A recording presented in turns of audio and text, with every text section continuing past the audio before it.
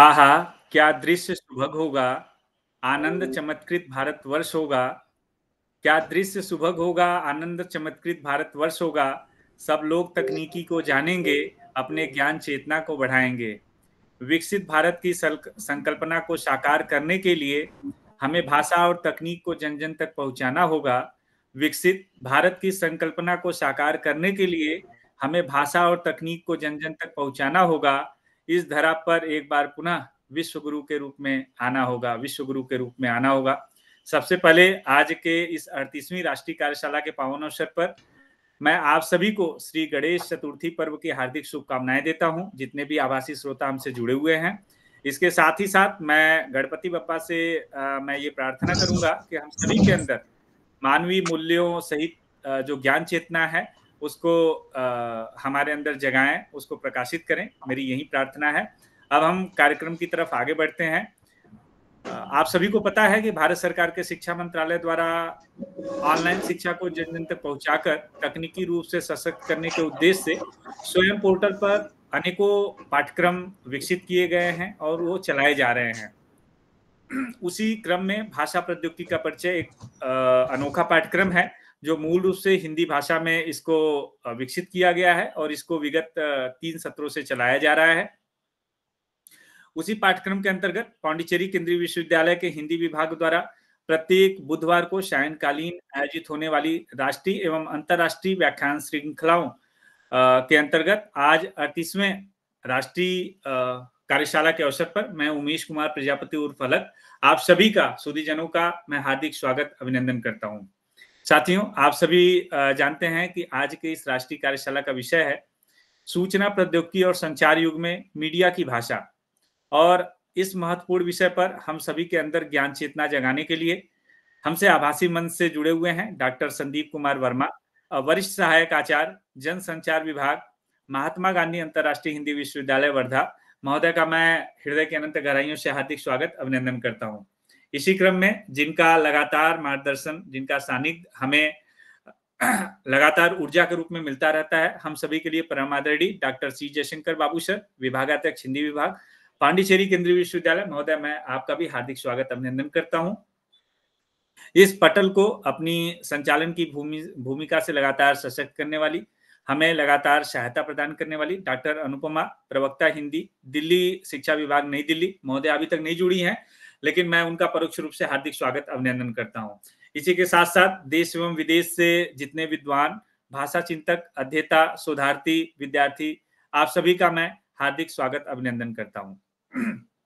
आज जब हम सूचना प्रौद्योगिकी और संचार युग में मीडिया की भाषा पर बात करते हैं तो हम देखते हैं कि सूचना प्रौद्योगिकी और संचार युग ने मीडिया की भाषा को बहुत सरल, त्वरित और संवादात्मक बना दिया है।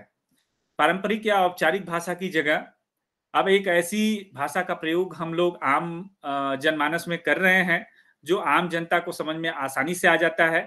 इसने क्षेत्रीय भाषाओं और बोलियों को एक नया मंच प्रदान किया है, इसमें कोई शक नहीं है, जिससे अब मीडिया समाज के हर तक पहुंचने में सक्षम भी हो पाई है। हालांकि इस सरलता की दौड़ में भाषा की शुद्धता और गंभीरता में काफी कमियां आई हैं।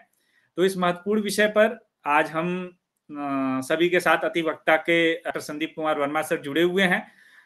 मैं महोदय से अनुरोध करूं, उससे पहले सर का एक संक्षिप्त परिचय मैं आभासी पटल पर आप लोगों के समक्ष रखना चाहूंगा।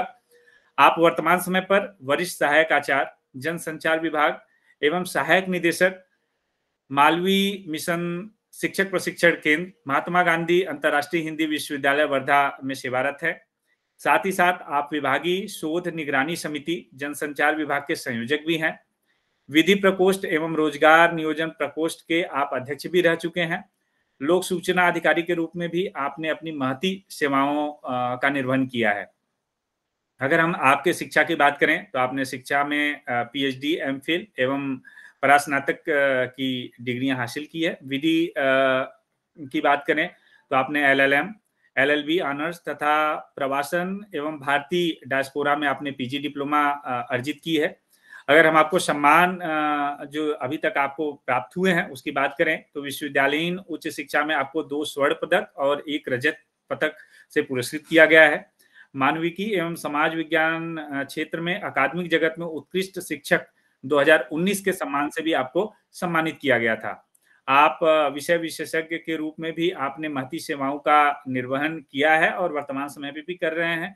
आप जनसंचार वैज्ञानिक एवं तकनीकी शब्दावली आयोग, शिक्षा मंत्रालय, भारत सरकार के विषय विशेषज्ञ के रूप में रहे हैं। संपादकीय सदस्य भी आप रहे हैं। ज्ञान गरिमा सिंधु सामयिक पत्रिका शिक्षा मंत्रालय भारत सरकार से जो निकलती है उसके संपादकीय सदस्य भी आप रहे हैं।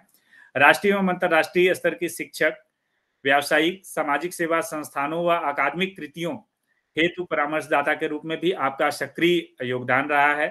विद्या परिषद, विद्यापीठ परिषद सहित विश्वविद्यालय स्तर की अनेक महत्वपूर्ण समितियों में प्रशासनिक दायित्वों का आपने सतत रूप से निर्वहन किया है और वर्तमान समय पे भी आप कर रहे हैं। अगर हम आपके शैक्षिक जगत की अनुभव की बात करें तो आप वर्ष 2009 से उच्च शिक्षा के क्षेत्र में अध्यापन का कार्य मीडिया के क्षेत्र में देख रहे हैं। भारत के प्रमुख केंद्रीय विश्वविद्यालय, राज्य स्तरीय विश्वविद्यालय, मुक्त एवं निजी विश्वविद्यालयों में मीडिया विषय विशेष अध्यापन के रूप में आपकी सतत रूप से संलग्नता देखी गई है। अंतर्राष्ट्रीय और राष्ट्रीय स्तर के शैक्षणिक एवं सामाजिक सह अकादमिक कार्यों में सतत सहभागी होकर आप ज्ञान समागम हेतु सहभागिता आप लगातार कर रहे हैं। उच्च शिक्षा के प्रत्येक स्तर एवं शोध पाठ्यक्रमों के लिए शिक्षण एवं प्रशिक्षण कार्य हेतु संसाधन तैयार करने का भी आपका लंबा अनुभव है। अगर आपके लेखन कार्य की बात करें तो राष्ट्रीय अंतर्राष्ट्रीय स्तर की जो शोध पत्रिकाएं निकलती है उसमें आपके कई शोध एवं आलेख प्रकाशित हो चुके हैं कि 6 पुस्तकों के लिए अध्याय लेखन एवं दूर शिक्षा निदेशालय द्वारा आपने पाठ्य सामग्री के लिए लेखन आपने किया है। तो मैं सर का बहुत ही विनम्रता के साथ अनुरोध करता हूं कि आज इस पटल पर हमारे जितने आभासी श्रोता जुड़े हुए हैं, जो विषय है उस पर हम सभी का ज्ञानवर्धन करें। सर, पटल आपका है। इस मंच के अध्यक्ष माननीय डॉक्टर सी जयशंकर बाबू सर, मेरे मित्र उमेश जी और शैक्षिक मित्र हमारे जितने ऑनलाइन माध्यम से सभी लोग जुड़े हुए हैं, मैं उन सभी का हार्दिक स्वागत करता हूं इस मंच से। और मैं इस शाम को आप सबके बीच में एक ज्ञानवर्धन के लिए नहीं बल्कि एक अभ्यास वर्धन के लिए हम आएंगे। हम सब भी एक दूसरे के अभ्यास से उचित रूप से अगर समृद्ध हो सकेंगे तो ये कार्यशाला का प्रयोजन पूरा कर सकेंगे। मैं ऐसी आशा के साथ आज के कार्यक्रम का शुभारंभ चाहूँगा। मैं विषय को आरंभ कर रहा हूँ और जैसा कि आज की कार्यशाला का विषय है सूचना प्रौद्योगिकी और संचार युग में मीडिया की भाषा। अब एक बात तो समझ में आती है कि हाँ, जिस तरीके से मीडिया का हस्तक्षेप, क्योंकि एक तरफ हम भाषा की बात कर रहे हैं और यह मंच पूरी तरीके से हिंदी और भाषा का मंच है। इसमें दो चीजें जो है समानांतर हमें दिखाई पड़ रही हैं, एक तो सूचना प्रौद्योगिकी यानी इंफॉर्मेशन टेक्नोलॉजी और दूसरा है मीडिया। और इन दोनों का संबंध अगर देखा जाए तो भाषा से ऐसा नहीं हो सकता कि हम भाषा के स्तर पर किसी भी स्तर पर हम इससे दूर रहें। तो चूंकि भाषा का जो तात्पर्य है वो भाषा केवल उतनी भर नहीं है जितना हम समझते हैं, क्योंकि भाषा का कई बार जो है स्वरूप हमें देखने को मिलता है कि भाषा का मतलब आखिर क्या। मुझे लगता है कि कई बार भाषा का जो एक सीमित संसाधन समझा जाता है कि केवल आदान प्रदान या सूचना के एक तरीके से हस्तक्षेप और आदान प्रदान की स्थिति जिसको हम लोग अगर आरंभिक संदर्भ में देखें तो उसे बोली के रूप में समझा जा सकता है, लिपि के रूप में समझा जा सकता है। और अगर हम उसके थोड़े से और अंतर विस्तार में जाते हैं तो उसके वैज्ञानिक रूप में अगर जाएंगे तो हमें भाषा के तकनीकी पक्ष दिखाई पड़ेंगे, भाषा के व्याकरणिक संदर्भ दिखाई पड़ेंगे, लेकिन साथ साथ मीडिया के भी कुछ अन्य चीजों के भाषा का संदर्भ रहता है। इनमें सांकेतिक भाषा का भी रहता है, साथ साथ अन्य सांकेतिक के अलावा भी अन्य भाषाओं के संदर्भ रहते हैं। वो जो भाषाई संदर्भ है वो बहुत ही विशिष्ट है, क्योंकि भाषा का संदर्भ हम सिर्फ इतना ही नहीं जोड़ सकते कि भाषा का मतलब सिर्फ बोलना, लिखना, पढ़ना या किसी अन्य तरीके की भाषा का संदर्भ। चूंकि देखिए शीर्षक में लिखा हुआ हिंदी में सूचना प्रौद्योगिकी और संचार युग में मीडिया की भाषा, यही लिखा हुआ है। उमेश जी ने जो इसके भाषा का लिप्यांतर उसका कह लें कि भाषिक अनुवाद किया है, वो किया है the language of media in the age of information technology and communication. मैं मीडिया का व्यक्ति हूं, मैंने किया है the media language in the age of information communication and technology, जिसको मैंने ICT के रूप में उसे एक संक्षेपीकरण किया है। तो बात यह है कि हमने भाषा का अंतरण जब किया अनुवाद के आधार पर, तो जो मुझे उचित या उपयुक्त लगा मैंने अपने अनुसार वैसे किया। मैंने अपने ज्ञान के आधार पर किया, मैंने अपने बोध के आधार पर किया और यहाँ तक कि समानांतर मैंने अपने सुविधा अनुसार या अपने क्षेत्र के हिसाब से, मैं जिस क्षेत्र से आता हूँ जनसंचार का, मुझे लगता है कि मीडिया की भाषा को उस तरीके से सहज बनाया जा सकता है। भाषा चूँकि भाषा के भी अगर देखा जाए कि जैसे हम मिट्टी की उर्वरा शक्ति के आधार पर हम जान रहे होते हैं कि ऊपरी परत और फिर उसके बाद परत दर परत रहती है। तो ऐसी भाषाओं की भी ये एक कह लें कि हाँ, उसकी उपयुक्तता, उसकी विशिष्टता और उसकी गुणवत्ता के अनुरूप उसकी वैज्ञानिकता, उसकी व्यावहारिकता, उसकी व्यावसायिकता और भाषा के समानांतर अन्य चीज़ों को लेकर चलना आवश्यक हो जाता है। तो यहाँ पर 2 बातें हम बहुत स्पष्ट करना चाहेंगे कि भाषा का संदर्भ और जो मीडिया का संदर्भ। क्योंकि भाषा भी कहीं न कहीं सिर्फ़ भाषा नहीं है बल्कि वो खुद माध्यम है। किस बात का माध्यम है? भाषा स्वयं एक सूचना या किसी संवाद को आदान-प्रदान करने का सेतु है। स्वाभाविक तौर पर वो एक माध्यम हुआ। तो माध्यम ही जिसे हम लोग मीडिया के रूप में जानते हैं, अंग्रेजी में उसे मीडिया कहा जाता है और अगर जो मीडियम और जब कई तरीके के मीडियम होते हैं तो उनसे बनकर उसे मीडिया या plural of medium is media कह सकते हैं। या जो माध्यम है जब कई तरीके के होते हैं तो मीडिया कहा जाता है। तो ऐसे में भाषा स्वयं एक माध्यम है, ये भी कहा जा सकता है और मीडिया जो जिन संदर्भों में आज हम लोग लेते हैं जनसंचार के रूप में, वह भी एक अलग तरीके से। तो हमारे पास 2 पैरेलल चीज़ें या 2 समानांतर चीज़ें हैं, वो है भाषा का स्वरूप। अब भाषा का मैंने उसमें देखिए शीर्षक में साथ ही में लिख रखा है कि समय का आरोह और वर्तमान आरेख। अब चूँकि ये जो समय का आरोह है, भाषा जिस तरीके से कई भाषाओं का हम सब जानते हैं कि भाषा भी कोड और डिकोड का संदर्भ में रहती है। यानी संकेत एक दिया जाता है और उस संकेत का कोडीकरण या डिकोडीकरण किया जाता है अगर वो होता है तो ठीक है। क्योंकि भाषा एक जगह से दूसरी जगह पर पहुँचने के लिए हस्तांतरण में स्वीकार्यता का भी होना बहुत ज़रूरी है। एक भाषा जब दूसरी के पास जाती है तो व्यक्ति उसे केवल भाषा के रूप में नहीं लेता है, उसको स्वीकार्यता के भी रूप में लेता है और स्वीकार्यता के भी स्तर उसके विविध क्षेत्रों पर भी रहते हैं। मैं उसके गहरे क्षेत्रों में भी संकेत के रूप में जाऊँगा, बहुत गहरे में नहीं जाऊँगा। सांकेतिक तरीके से मैं केवल ये बताना चाहूँगा कि भाषा की समझ या भाषा की स्वीकार्यता एक्सेप्टेंस के लिए उसका मनोविज्ञान भी हमारे समानांतर उसको आना चाहिए। अब मनोविज्ञान किसी व्यक्ति के ऊपर जो भाषा सुन रहा है, उसका मानस उस तरीके के लिए तैयार होना चाहिए। यदि मानस तैयार नहीं होगा तो भाषा का जैसे कई बार होता है ज्ञान की विशिष्ट भाषा होती है, वैज्ञानिकों की अपनी भाषा होती है, उत्कृष्ट लेखकों की अपनी भाषा होती है। वो स्तर दर स्तर अगर हम आते हैं जैसे शोध है, पीएचडी का है, प्रोजेक्ट का है, वो भाषा कभी भी 12वीं स्तर के जो विद्यार्थी होते हैं उनको नहीं समझ में आ सकता है। और नीचे आते हैं 8वीं तक वाले में, उन्हें और नहीं समझ में आएगा। तो ये क्या वो भाषा नहीं जान रहे होते? वो जान रहे होते हैं, लेकिन भाषा का जो है एक स्तरीकरण बनाया जाता है। यहाँ पर स्केल रखा गया है। तो ये एक अलग तरीके की स्केल की स्थिति है। तो ऐसे में स्केल को समझना या मानक के रूप में उसकी स्वीकार्यता भी अलग तरीके की स्थिति है। प्राचीन संदर्भों में थोड़ा-सा चलते हैं कि भाषा को हम जब देखते हैं कि भाषा जिस तरीके के जनमाध्यमों के बीच में विकसित होकर आई है, वो अलग-अलग तरीके के माध्यम हैं। लेकिन जैसे वो हमारे बीच में आई है सभ्यताओं की भाषा, कई ऐसी सभ्यताएँ, मानव सभ्यताएँ हुई विकसित, उनके पास में मूल रूप से भाषाएँ थीं। प्रकृति के पास स्वयं ऋतुओं की भाषा है, प्रकृति के पास तमाम सांकेतिक भाषा हैं, मौसम का चाहे हो या सूर्य का किरण निकलने का, ये सब प्राकृतिक भाषाएँ हैं जिनका हम रूप समझते हैं और ये ऐसी चीज़ें हैं जिनसे हम देखकर यहाँ तक कि पुराने समय के लोग उस भाषा को भी समझते थे, जिससे वो समय बता देते थे।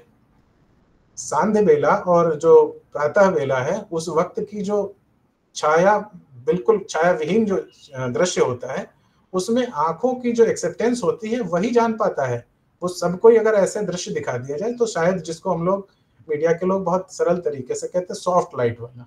क्या है ये सॉफ्ट लाइट का? लेकिन मनुष्य मूल रूप से उस प्राकृतिक भाषा को समझ रहा होता है कि वो गोधूली वाली है या प्रातः वाली है।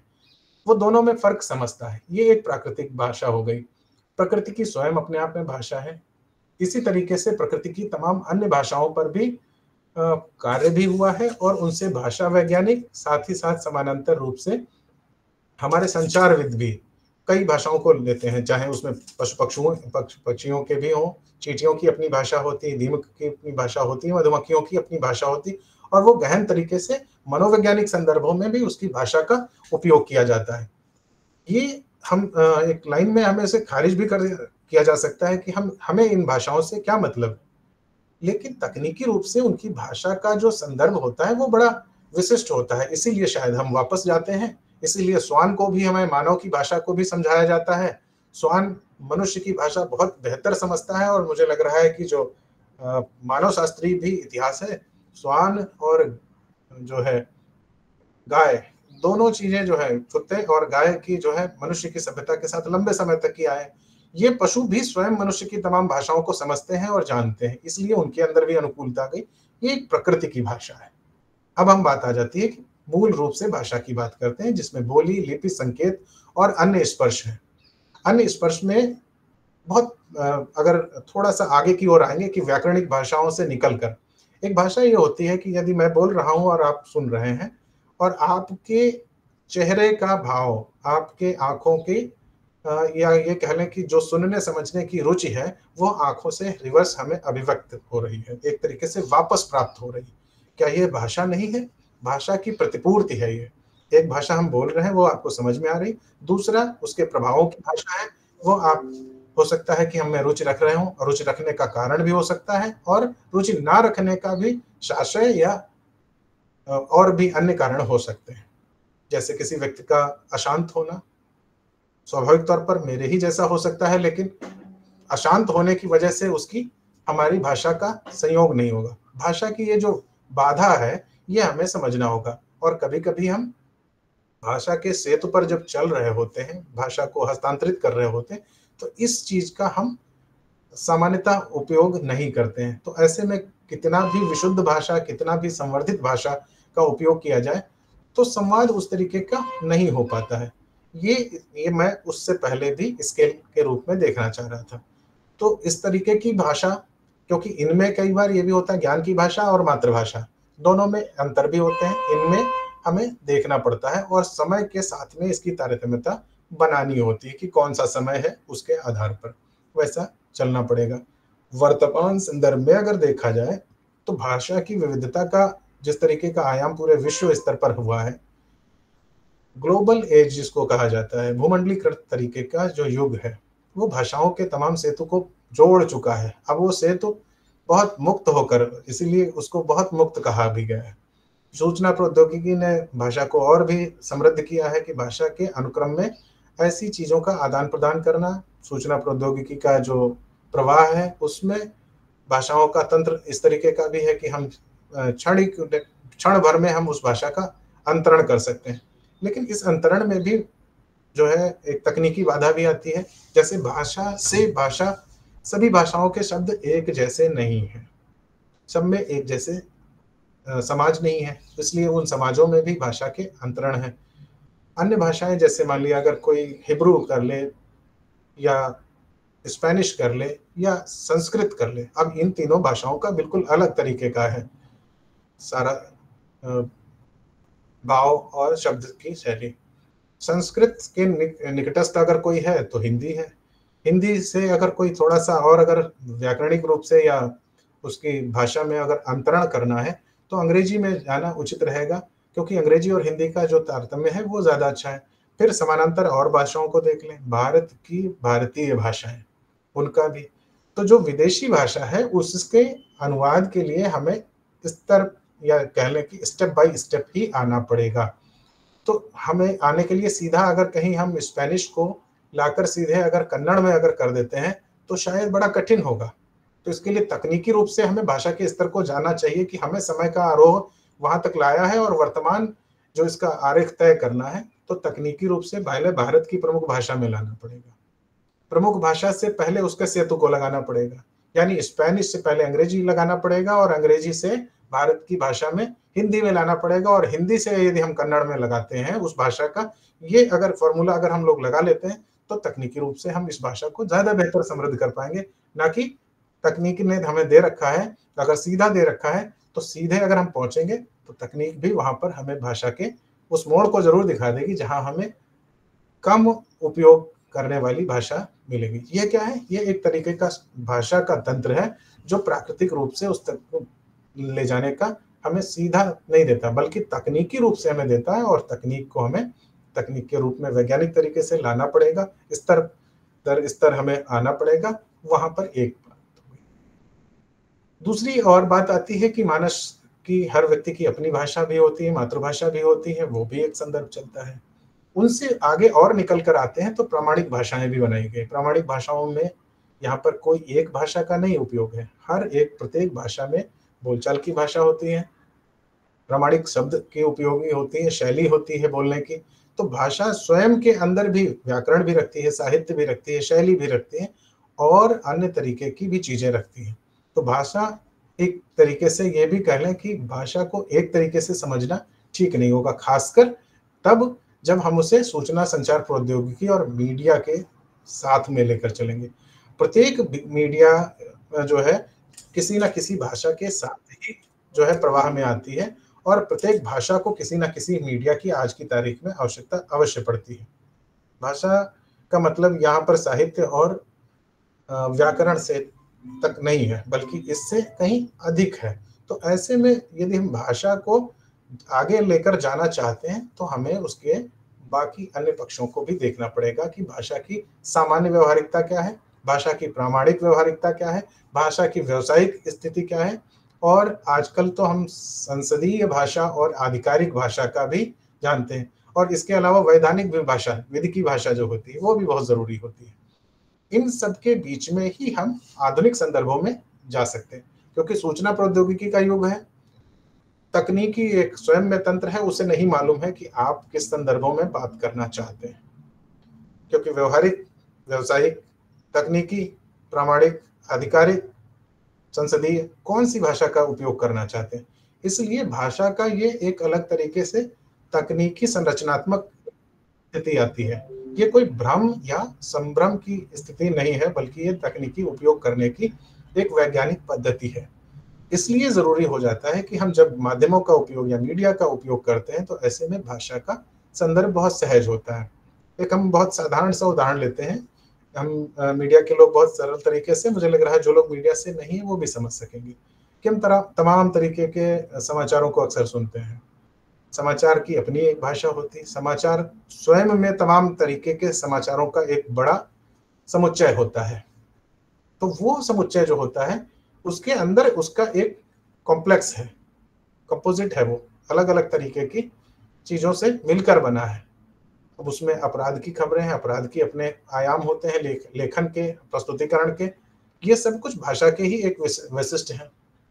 जब इतने वैशिष्ट हैं अपराध की भाषा के, राजनीतिक भाषा के, सामाजिक और सांस्कृतिक संदर्भों की भाषा के, देश विदेश की, अंतर्राष्ट्रीय भाषा के, संवाद की या खेल की, अन्य तरीके की, मौसम की, विज्ञान की, कृषि की, ग्रामीण की, विकास की, ऐसे तमाम उदाहरण हैं जिनकी भाषा का फॉर्मेट एक तरीके से या कह लें कि संचालन करने का, उनका लिखने का, पढ़ने का और प्रस्तुत करने का, ये भी तो मीडिया का ही हिस्सा है। और वो सब भाषा की ही मांग करता है और भाषा की ही एक तरीके से जो विविधता है उसके साथ में आते हैं। इसीलिए मैंने अभी कहा कि समुच्चय का संदर्भ है।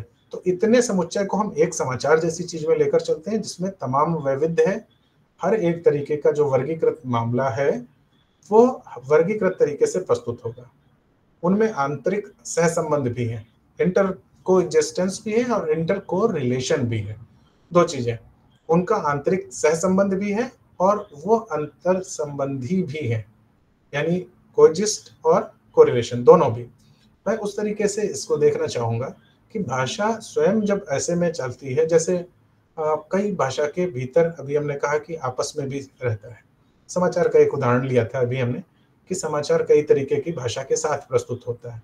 ठीक ऐसा ही है, मैंने समाचार का कहा, बल्कि मैं अब साहित्य पे आऊंगा। एक साहित्य है, साहित्य से बाकी चीजें भी निर्मित होती हैं, चाहे हमारे मीडिया में भी देख लें, सिनेमा में भी बनता है और अन्य जगहों पर भी ज्ञान विज्ञान और तमाम रचनाएं भी होती हैं। एक रचना जब बनती है, एक उपन्यास होता है, तो मान लिया वो करुणा से आरंभ होता है, उत्साह में जाता है और उत्साह से जाकर शौर्य में भी जाता है और शौर्य से आकर फिर वापस रुदन में आता है, रुदन से फिर संघर्ष में आता है और संघर्ष में जाकर फिर कहीं किसी मोड़ पर प्रश्नवाचक तरीके से छोड़ देता है।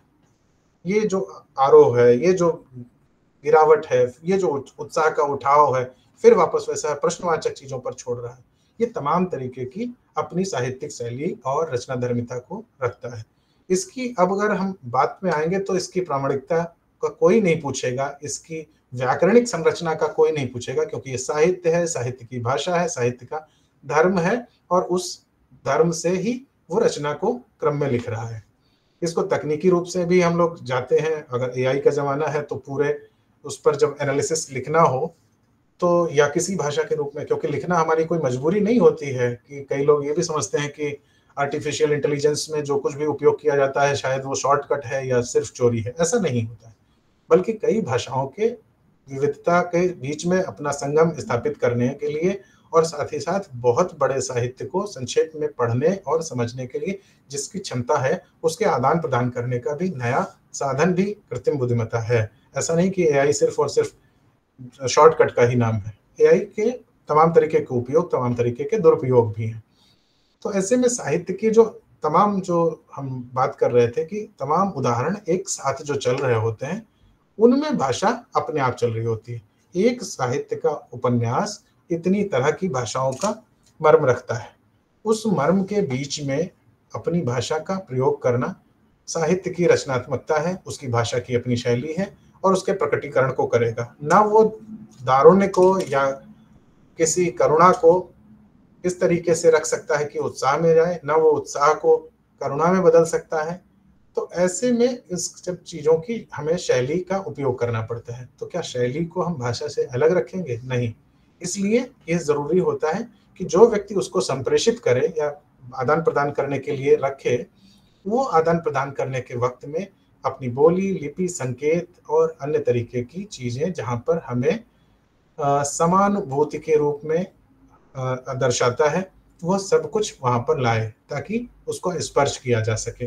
जैसा कि हम सब जानते हैं कि यदि हम लेखन में इन सब चीज़ों पर हम एहसास करते हैं, तो शब्द के ही भाव में हम पढ़ते-पढ़ते उसमें चले जाते हैं। चाहे एक आक्रोश होता है, एक ही संक्षेप में लिखा गया जिसको हम लोग डायलॉग कहते हैं, उस डायलॉग से दर्शकों में भी जोश आ जाता है। ऐसा क्या है उसी वाक्य में? ये उसके भाव का एक मर्म है जो कि स्पर्श कर जाता है और दर्शक भी भाव में आ जाता है।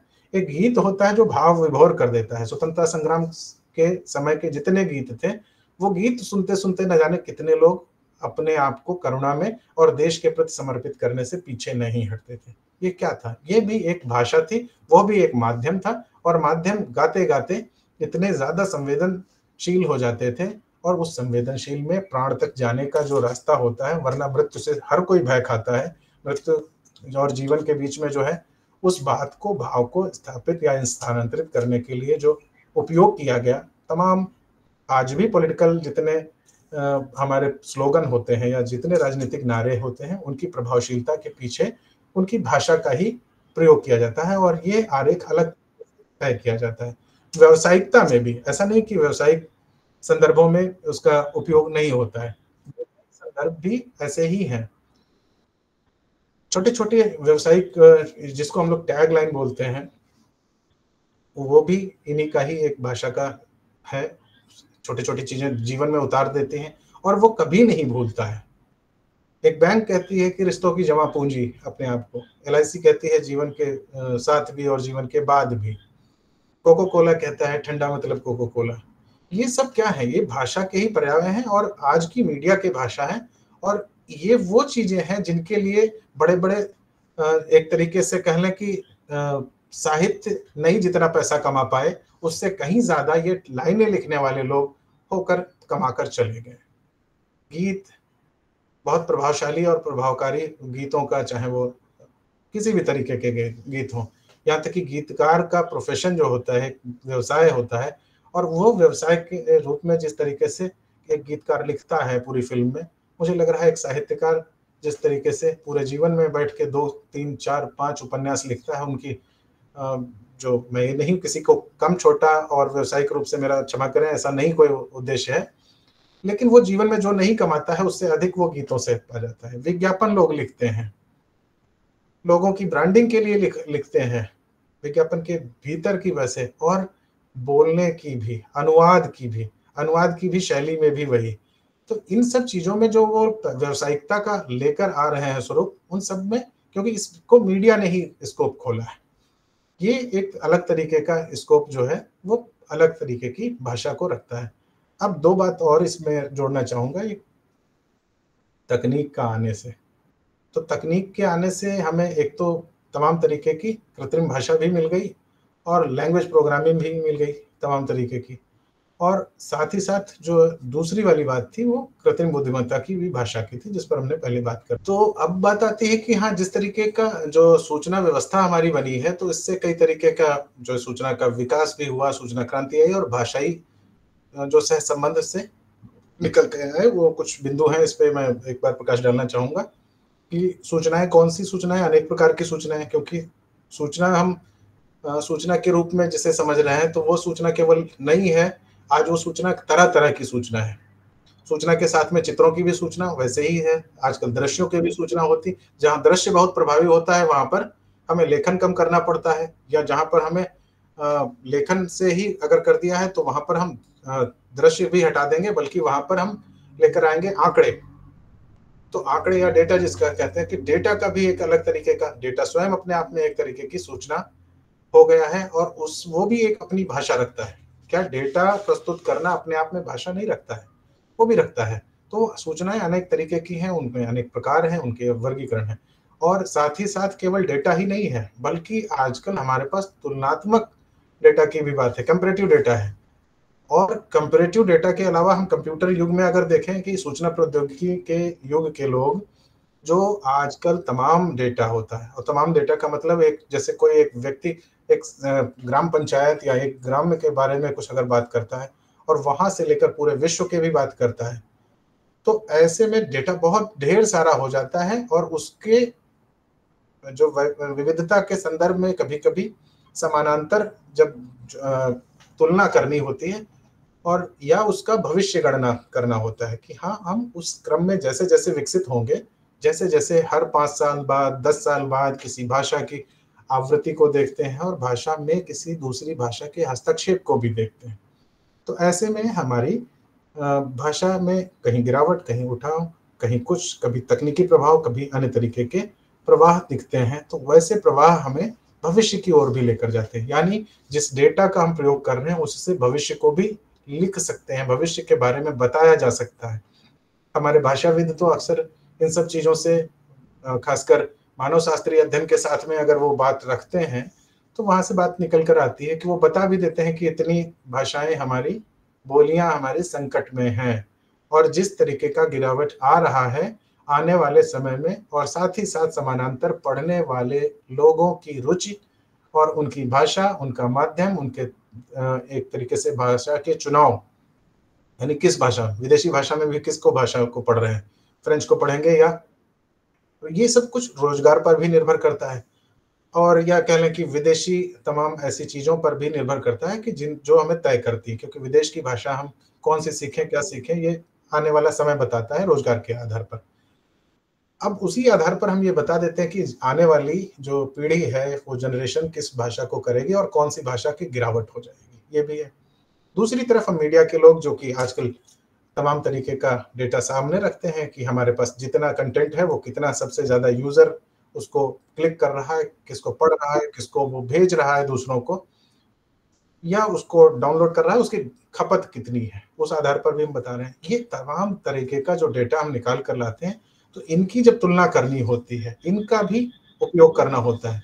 ये तकनीकी रूप से भाषा का अलग तरीके का ज्ञान है, जिसको हम सूचना के रूप में ही समझते हैं, और ऐसी सूचनाओं का भी प्रवाह, इनका अध्ययन और इनका विश्लेषण विशेष तरीके का वर्गीकरण रखता है। इसलिए सूचनाओं का प्रकटीकरण और अभिव्यक्तियां केवल उतनी मात्र नहीं रही, जिसको हमें केवल एक पेपर पर, या कहीं छपा हुआ मुद्रित माध्यम में, या किसी बोले गए, सुने गए दृश्य श्रव्य किसी भी अन्य तरीके के माध्यमों में नहीं सीमित कर सकते हैं, बल्कि उनके अलग-अलग तरीके के आयाम हो सकते हैं।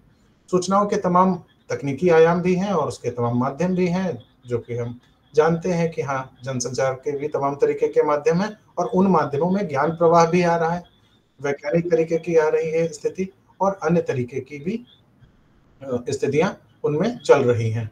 तो ये भी एक आवश्यक बात आ जाती है। जब जैसी जैसी सूचना संस्कृति हमारे पास बढ़ेगी, वैसा ही हमारा समाज बनेगा, वैसा ही हमारा सूचना तंत्र बनेगा। हम आज जितना डेटा का उपयोग कर रहे हैं, बार बार हम चीज़ों को रखना चाहते हैं, तो वैसा ही हमारा समाज भी वैसे ही हमसे अपेक्षाएं रख रहा है। क्योंकि हमारी भाषाएं यदि सिर्फ भाषा तक होती, तो तमाम तरीके का साहित्य अब डेटा नहीं प्रस्तुत करता। अब नई कहानियों में नए तरीके के चाहे उसको फिक्शन में भी देख लें, चाहे साहित्यों में भी देख लें, तो साहित्य के भी भीतर डेटा का उपयोग अलग तरीके का हो गया है। सूचनाएं उसमें लगातार बढ़ती चली जा रही हैं। वैश्विक जो साहित्य है, उनमें इस तरीके की चीजें बहुत देखने को मिल रही हैं। ये जो सूचना का प्रवाह हो रहा है, उसमें भाषा का प्रवाह साथ साथ चल रहा है। उसकी पहुंच लगातार परिवर्तित हो रही है और वो अलग तरीके की सूचना का संप्रेषण करने का एक नया मार्ग तैयार कर रहे हैं। तो ऐसे में ये सिद्ध हो जाता है कि सूचना केवल सूचना नहीं है, बल्कि वो तमाम तरीके के संवाद को, तमाम तरीके के संप्रेषण को या कम्युनिकेशन को भी लेकर चलती है। वो एक इस तरीके की अलग तरीके की ज्ञान गंगा का हिस्सा हो चुका है और उस हिस्से को हम मीडिया के साथ में अगर नहीं लेकर चलेंगे, तो मीडिया की भाषा, हमारी सामान्य भाषा और तकनीकी भाषा, ये तीनों अलग होते हुए भी जब तक हम इसका एकीकरण नहीं करेंगे, तब तक हमारे पास जो जिसे हम कहा जाता है कि हमारे समृद्ध समाज की भाषा अलग तरीके से होनी चाहिए। समृद्ध समाज की भाषा का मतलब ग्लोसरी या डिक्शनरी तक ही नहीं है, वो है आवश्यक, लेकिन साथ साथ हमें विश्व की भाषाएं जो हैं, जिस तरीके की गतिमान है, जो उस प्रवाह में चल रही हैं, उनके डेटा का क्या प्रयोग हो सकता है, उनके डेटा में भाषा का उपयोग, भाषा में डेटा का उपयोग, भाषा में सभ्यताओं के साथ साथ समानांतर तत्वों का उपयोग, ये जो चीजें हैं, वही चीज मैं सह संबंध और सह अस्तित्व के भी रूप में भी देखता हूँ। इसीलिए उनकी भाषा के पीछे हमें दौड़ना पड़ जाता है, हमारी कोई और मजबूरी नहीं होती है। उनके पास जाने के लिए हमारे पास संवर्धन के कारण होते हैं, जो कि कारण हमें हमारे जो पुरानी भाषाओं में भी थे, ऐसा नहीं कि नहीं था। हमारी संस्कृत के पीछे तो यही कारण है, क्योंकि उसमें डेटा है, उसमें साइंस है, उसमें रीजन है। काहे के रीजन है? आयुर्वेद के हैं, उसमें योग के हैं, उसमें विज्ञान के हैं, उसमें सूत्र हैं, उसमें ज्ञान है, उसमें अध्यात्म है। तो इतने तमाम ऐसी चीजें हैं जो कि हमारे पास संस्कृत भाषा में थे, इसलिए संस्कृत में जाना पड़ेगा। ये अलग बात है कि हम संस्कृत को तकनीकी रूप से उतना अभी समृद्ध कर रहे हैं, लेकिन लोग नहीं इकट्ठे हो पा रहे हैं अब, क्योंकि संस्कृत भी पढ़ें एक थोड़ा जटिल है, सबके लिए सामान्यकृत नहीं है। संस्कृत को अब तकनीकी पर भी ले आया गया है, यानी इस तरीके के कंप्यूटरीकृत तरीके से कंप्यूटर से सीखने के भी उसके लॉजिक भी तैयार कर लिए गए हैं।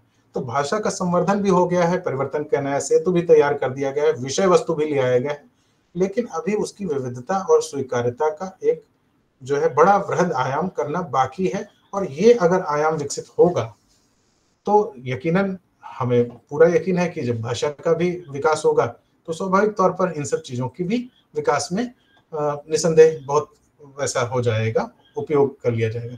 अब इसमें थोड़ा सा भाषा के जो व्यवहारिक स्वरूप है उस पर आएंगे कि व्यवहारिक स्वरूप कैसे और किए जा सकते हैं। तो इसमें एक बहुत महत्वपूर्ण चीज है कि जो सूचना प्रौद्योगिकी के पर्याय और संदर्भ, क्योंकि कोई भी भाषा का जो संदर्भ है वो सूचना प्रौद्योगिकी के साथ साथ किस तरीके के संवाद में चली आ रही। सूचना प्रौद्योगिकी जो है वो जो आधुनिक संचार और संवाद की जो कड़ी बन गई है, उस लिहाज से ही जो है आजकल आभासी दुनिया के माध्यम से तकनीकी का विस्तार भी हुआ है और साइबर युग में जिस तरीके की स्थापत्य हो चुका है, वो एक बड़ा व्यापक क्षेत्र है। सूचना का जो है आज की तारीख में संग्रह भी करना पड़ेगा। संग्रह इस लिहाज से भी कि उस सूचना का उपयोग हमें लगातार आगे भावी भविष्य में भी करना पड़ेगा और साथ साथ उसके भाषिक अंतरण या भाषा के आदान प्रदान का भी विस्तार करना होगा। ये भी बहुत ऐसी चीजें हैं जिनका हमें लगातार उपयोग करना पड़ेगा, जो कि प्रौद्योगिकी के बिना संभव ही नहीं है। इसलिए प्रौद्योगिकी और भाषाविद एक साथ रहें और सामान्य भाषा और मीडिया की भाषा को साथ में लेकर चलने की क्षमता को भी लेकर चलें।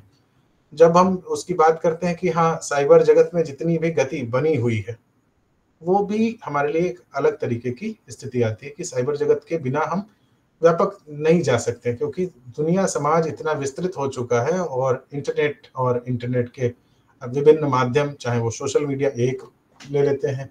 ज्ञान के लिए तमाम ऐसे मंच हैं जिनको पोर्टल, वेबसाइट, यहाँ तक कि अकादमिक गतिविधियों के सारे मंच, ये सभी चीज़ें भी सूचना जगत में बड़ी महत्वपूर्ण हैं और इनकी लगातार निगरानी भी करना, क्योंकि ऐसा भी नहीं कर सकते हैं कि आप एक प्रयास करें और जगत में बाकी जगह पर उसी क्षेत्र में या समानांतर अन्य क्षेत्रों में क्या कुछ उपयोग हो रहा है। ये भी भाषा के लिए एक नए तरीके की चुनौती है कि उसमें नई भाषाओं को इस्तेमाल करना, नए प्रयोगों को लाना और समानांतर होने वाली गतिविधियों के सापेक्ष अपने आप को स्थापित करना। ये सूचना प्रौद्योगिकी में सरल हुआ है इस युग में, इसलिए उस पे लगातार निगरानी भी रखी जाती है कि हम सरल करके और भी सरल तरीके से उस भाषा को वहाँ पर प्रयुक्त करने के लिए रास्ते बनाएँ। एक और बात है उसी में कि प्रवाह के कार्य और क्रियान्वयन। भाषा के जो प्रवाह सूचना संचार माध्यम और तकनीक के द्वारा हो रहे हैं, इस युग में उसके तमाम तरीके के कार्य हैं। जैसे हम सब भी जानते हैं कि हाँ, हमें एक ज्ञान के अब बड़े-बड़े ज्ञान के तमाम क्षेत्र भी हैं, उनको भी बीच-बीच में जैसे एक संगोष्ठी ही देख लें, कार्यशाला ही देख लें। हम सब अपने कार्यशाला और सब चीज़ों को ज्ञान के लिए तो संचालित कर रहे हैं, लेकिन उनके समानांतर हम उसका प्रसार भी तो करना चाहते हैं, क्योंकि लोगों को जोड़ेंगे कहाँ से? तो हमें प्रौद्योगिकी की भाषा में फिर से वैसे समझाना पड़ेगा कि ज्ञान की बहुत बड़ी भाषा को सरल भाषा में लाना है, लोगों के लिए हमें एक तरीके से प्रसार में लेकर आना है। उस प्रसार में सबको बाँधे रहना है। वो लोग भी जो हमसे उससे कम रुचि रखते हैं, उससे कम ज्ञान रखते हैं, उसे भी वहाँ पर लेकर आना। ये क्या है, एक तरीके का प्रवाह को लेकर जाना है और विस्तारित करना है और उन लोगों को भी जो अभी सक्रिय हैं, उनको भी अपने साथ में लेकर आना। तो तमाम तरीके के क्रियान्वयन भी हमें भाषा की गति के साथ में लेकर आना है। इसके लिए बहुत से उपकरणों और सॉफ्टवेयर के नवाचार भी किए गए हैं, क्योंकि सूचना संचार प्रौद्योगिकी ने केवल कठिनाई ही नहीं दी है, कुछ सरलता भी दी है। बीच में एक युग आया था जब हम लोग अ, ग्लोबल एज में आए थे, तो हमारे पास कठिनाइयाँ थी, तकनीकी बहुत तकनीकी ही रूप में थी। वो कठिन, जटिल थी, लेकिन आज की तारीख में एआई, आधुनिक उपकरण और सॉफ्टवेयर, यहाँ तक कि हमारे एप्लीकेशन, ऐप, ये सब इतने सरल हो गए हैं कि बहुत ज़्यादा व्यवहारिक और सहज तरीके से देखे जा सकते हैं। ऐसे में डिजिटल टेक्नोलॉजी जो है, वो हमारे तमाम तरीके के प्रयोग हैं, उनको सरल कर दिया है, उसकी प्रबंधकीय चीज़ें जो हैं, आसान कर दी है। तो ऐसे में इनका उपयोग बहुत सरल तरीके से देखा जा सकता है। अब एक और भी बात आती है कि भाई सूचना प्रौद्योगिकी का संदर्भ कहाँ तक की और कैसे लिया जाए? क्योंकि जब भी बात आती है तो ये भी एक बहुत महत्वपूर्ण बात हो जाती है कि सूचना प्रौद्योगिकी के युग में हम जितना भी संदर्भ देखते हैं, तो लोक में उपजी हुई भाषा, जनमाध्यमों की भाषा, सूचना प्रौद्योगिकी का ताना-बाना और इन सब के बीच में एक ऐतिहासिक तारतम्यता भी होती है, जिसका हम संदर्भ लेते हैं, तो उस ऐतिहासिक संदर्भों में एक अंतरंग हमारे बीच में जुड़ाव भी होता है। उसका संदर्भ समाज से भी होता है और ज्ञान से भी होता है। तो ज्ञान और समाज के बीच में एक हमारी प्रतिष्ठा भी, लोक प्रतिष्ठा भी होती है, जो बहुत तरीके से साथ-साथ रहती है। जैसे पश्चिम के देशों के साथ में रहता है कि उनको लगता है कि हम ज़्यादा अलग तरीके के वैज्ञानिक हैं, अलग तरीके से अपना इंटरफेरेंस रखते हैं, वो अलग तरीके से अपनी भाषाई हस्तक्षेप या डोमिनेंट रखते हैं। वो रखते हैं, उसका उन्हें एक अलग तरीके का प्रतिष्ठा है और उन्होंने बना रखा है। उस प्रतिष्ठा को कुछ दूसरी या मीडिया भी उसको घटा नहीं पाई, बल्कि मीडिया ने उसको बढ़ाया ही है। तो ये क्या हो गया, एक अलग तरीके की वैश्विक मीडिया की संस्कृति विकसित हुई और ये बड़े समाजों से लेकर छोटे समाजों में भी विकसित हुई। इसलिए ज़रूरी हो जाता है हमें मीडिया की भाषा को भी जानना, समझना इस दौर में, क्योंकि तकनीकी का दौर है, डिजिटल युग दौर है, इसलिए भाषाओं के अलग-अलग क्षमता और अलग-अलग तरीके के उस क्रम को उस आरोह में देखा जाना चाहिए, क्योंकि विश्व अब विश्व नहीं है, बल्कि विश्व के समक्ष अलग तरीके के नागरिक हैं और उनकी अंतर अभिव्यक्ति जो है, वो असाधारण हो चुकी है। वो छोटे समूह में भी है, बड़े समूहों में भी है, वो वैश्विक समाजों में है। तो ये जो इतने समाजों का अंतर संबंध है, इसको हम लोग बहुत सहज तरीके से भूमंडलीकृत मात्र कह देने से नहीं बनता, बल्कि इनकी भाषाओं की जो अंदर की सीमाएँ टूटी हैं, इनके अनुवाद का जो अभिव्यक्ति है, वो क्षितिज इतना व्यापक हो चुका है कि विश्व मंच पर इसकी जो नेटवर्क है या संजाल जो है, वो हम धरती को बहुत आसानी से समझा नहीं सकते हैं, लेकिन तकनीकी रूप से उसे समझा सकते हैं। ये पारंपरिक रूप से हमें बहुत सरल बना दिया गया है। हम एक छोटा सा उदाहरण ले लेते हैं, क्योंकि मीडिया की भाषा की बात हो रही, तो मीडिया का एक बात रखते हैं। बड़े-बड़े कार्यक्रम, बड़ी-बड़ी योजनाएँ, बड़े-बड़े कार्य किए गए। मान लिया एक विकास, एक बहुत छोटी-सी बात है कि विकास चल रहा है, सारी दुनिया में चल रहा है विकास। पश्चिम के भी देशों में भी चल रहा है, सभी कॉन्टिनेंट्स में भी चल रहा है, ऑस्ट्रेलिया में भी चल रहा है, पता लगा, अफ्रीका में भी चल रहा है, अमेरिका में भी चल रहा है, दोनों अमेरिका में भी चल रहा है, यूरोप में भी चल रहा है।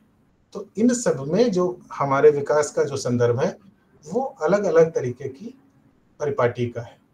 हम कैरेबियन देशों के प्रति अलग तरीके की एक संवेदना रखते हैं। हम जानते हैं कि हाँ, ये देश इस तरीके के संघर्षों से आए हैं, तो इनके प्रति हमारा अलग भाव रहता है। ये भाव आखिर कैसे बना रहता है? ये हमारी मीडिया की भाषा है। वो छोटे-छोटे डॉक्यूमेंट्स में, छोटे-छोटे लेखों में, उनके विज्ञापन में, उनकी एक कह लें कि जो प्रोमो फ़िल्म वगैरह होती है, उनके सिनेमा होते हैं, उन पर लिखी गई, उन पर रेडियो पर सुनाए गए कार्यक्रमों में भी जिस तरीके की विशिष्ट भाषाएँ होती हैं, उससे उस संवेदना का आदान-प्रदान होता रहता है। वो लाख कुछ भी कर लें, लेकिन वो गतिविधियाँ मीडिया में एक तरीके से कह लें कि मीडिया की भाषा बन चुकी हैं। मीडिया उद्योग में वो ऐसी चीज़ें समाई हुई हैं, वो चाहे डॉक्यूमेंट्री हो, चाहे रिपोर्ट्स हों या अन्य तरीकों के कोई ऐसे सजीव प्रसारण भी होते हैं, और कई बार लोकहित में भी लिखी गई बहुत सी ऐसी रचनाएँ होती हैं, जिनकी विशिष्ट शैली हमेशा उन अभिव्यक्तियों को अलग तरीके से लेकर जाती है। चूँकि बहुत सा साहित्य जो रचा हुआ है, जो रखा हुआ है, वो पद्धति के रूप में स्थापित है। एआई भी उन्हीं के आधार पर उनका ही विश्लेषण करता है, उनकी शैली के ही आधार पर नए भाषा का भी एक तरीके से निर्माण करता है। तो ये भी एक बात आ जाती है कि हमारी विश्वसनीयता का असर एआई भी अचानक से बदल नहीं सकता है। वो अपनी लोकप्रियता, वो अपने आँकड़ों की समृद्धि निराधार तरीके से नहीं कर सकता, बल्कि वो वहीं से जो संदर्भित विषय वस्तु है, उसी कंटेंट से या उसी विषय वस्तु के प्रकटीकरण को लेकर आएगा। तो अब ये 2 बातें और भी आ गई इसमें, 2 चीज़ें बहुत स्पष्ट होती हैं कि मीडिया में कंटेंट और कॉन्टेक्स्ट कभी दूर नहीं हो सकते, चाहे पुराना हो, चाहे आधुनिक हो। शब्द रचना, भाव रचना, शैली रचना की तमाम दृष्टियाँ, उसका जो सेंट्रल आइडिया होता है, वो सुसंगत बना रहता है। तकनीक ने भी उसे हस्तक्षेप अनावश्यक नहीं किया है, एआई के आने के बाद भी। अगर एआई हस्तक्षेप शायद करता, तो मुझे लग रहा है एआई स्वयं अपने आप बाहर हो जाता।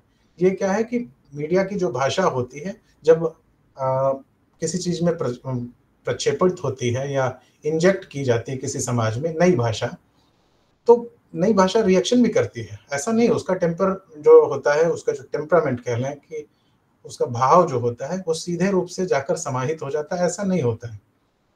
उसको आकर्षक बनाना पड़ता है। यानी भाषा को स्वयं भाषा का इस्तेमाल करना पड़ता है। यानी एक भाषा, जैसे मान लिया हमारे बीच में अंग्रेजी का उपयोग बहुत बढ़ गया। एक भाषा ने हमारी भाषा के भीतर प्रवाह बढ़ा दिया। प्रक्षेपण हुआ हमारे भीतर, इंजेक्ट करी गई अंग्रेजी। कैसे इंजेक्ट हुई?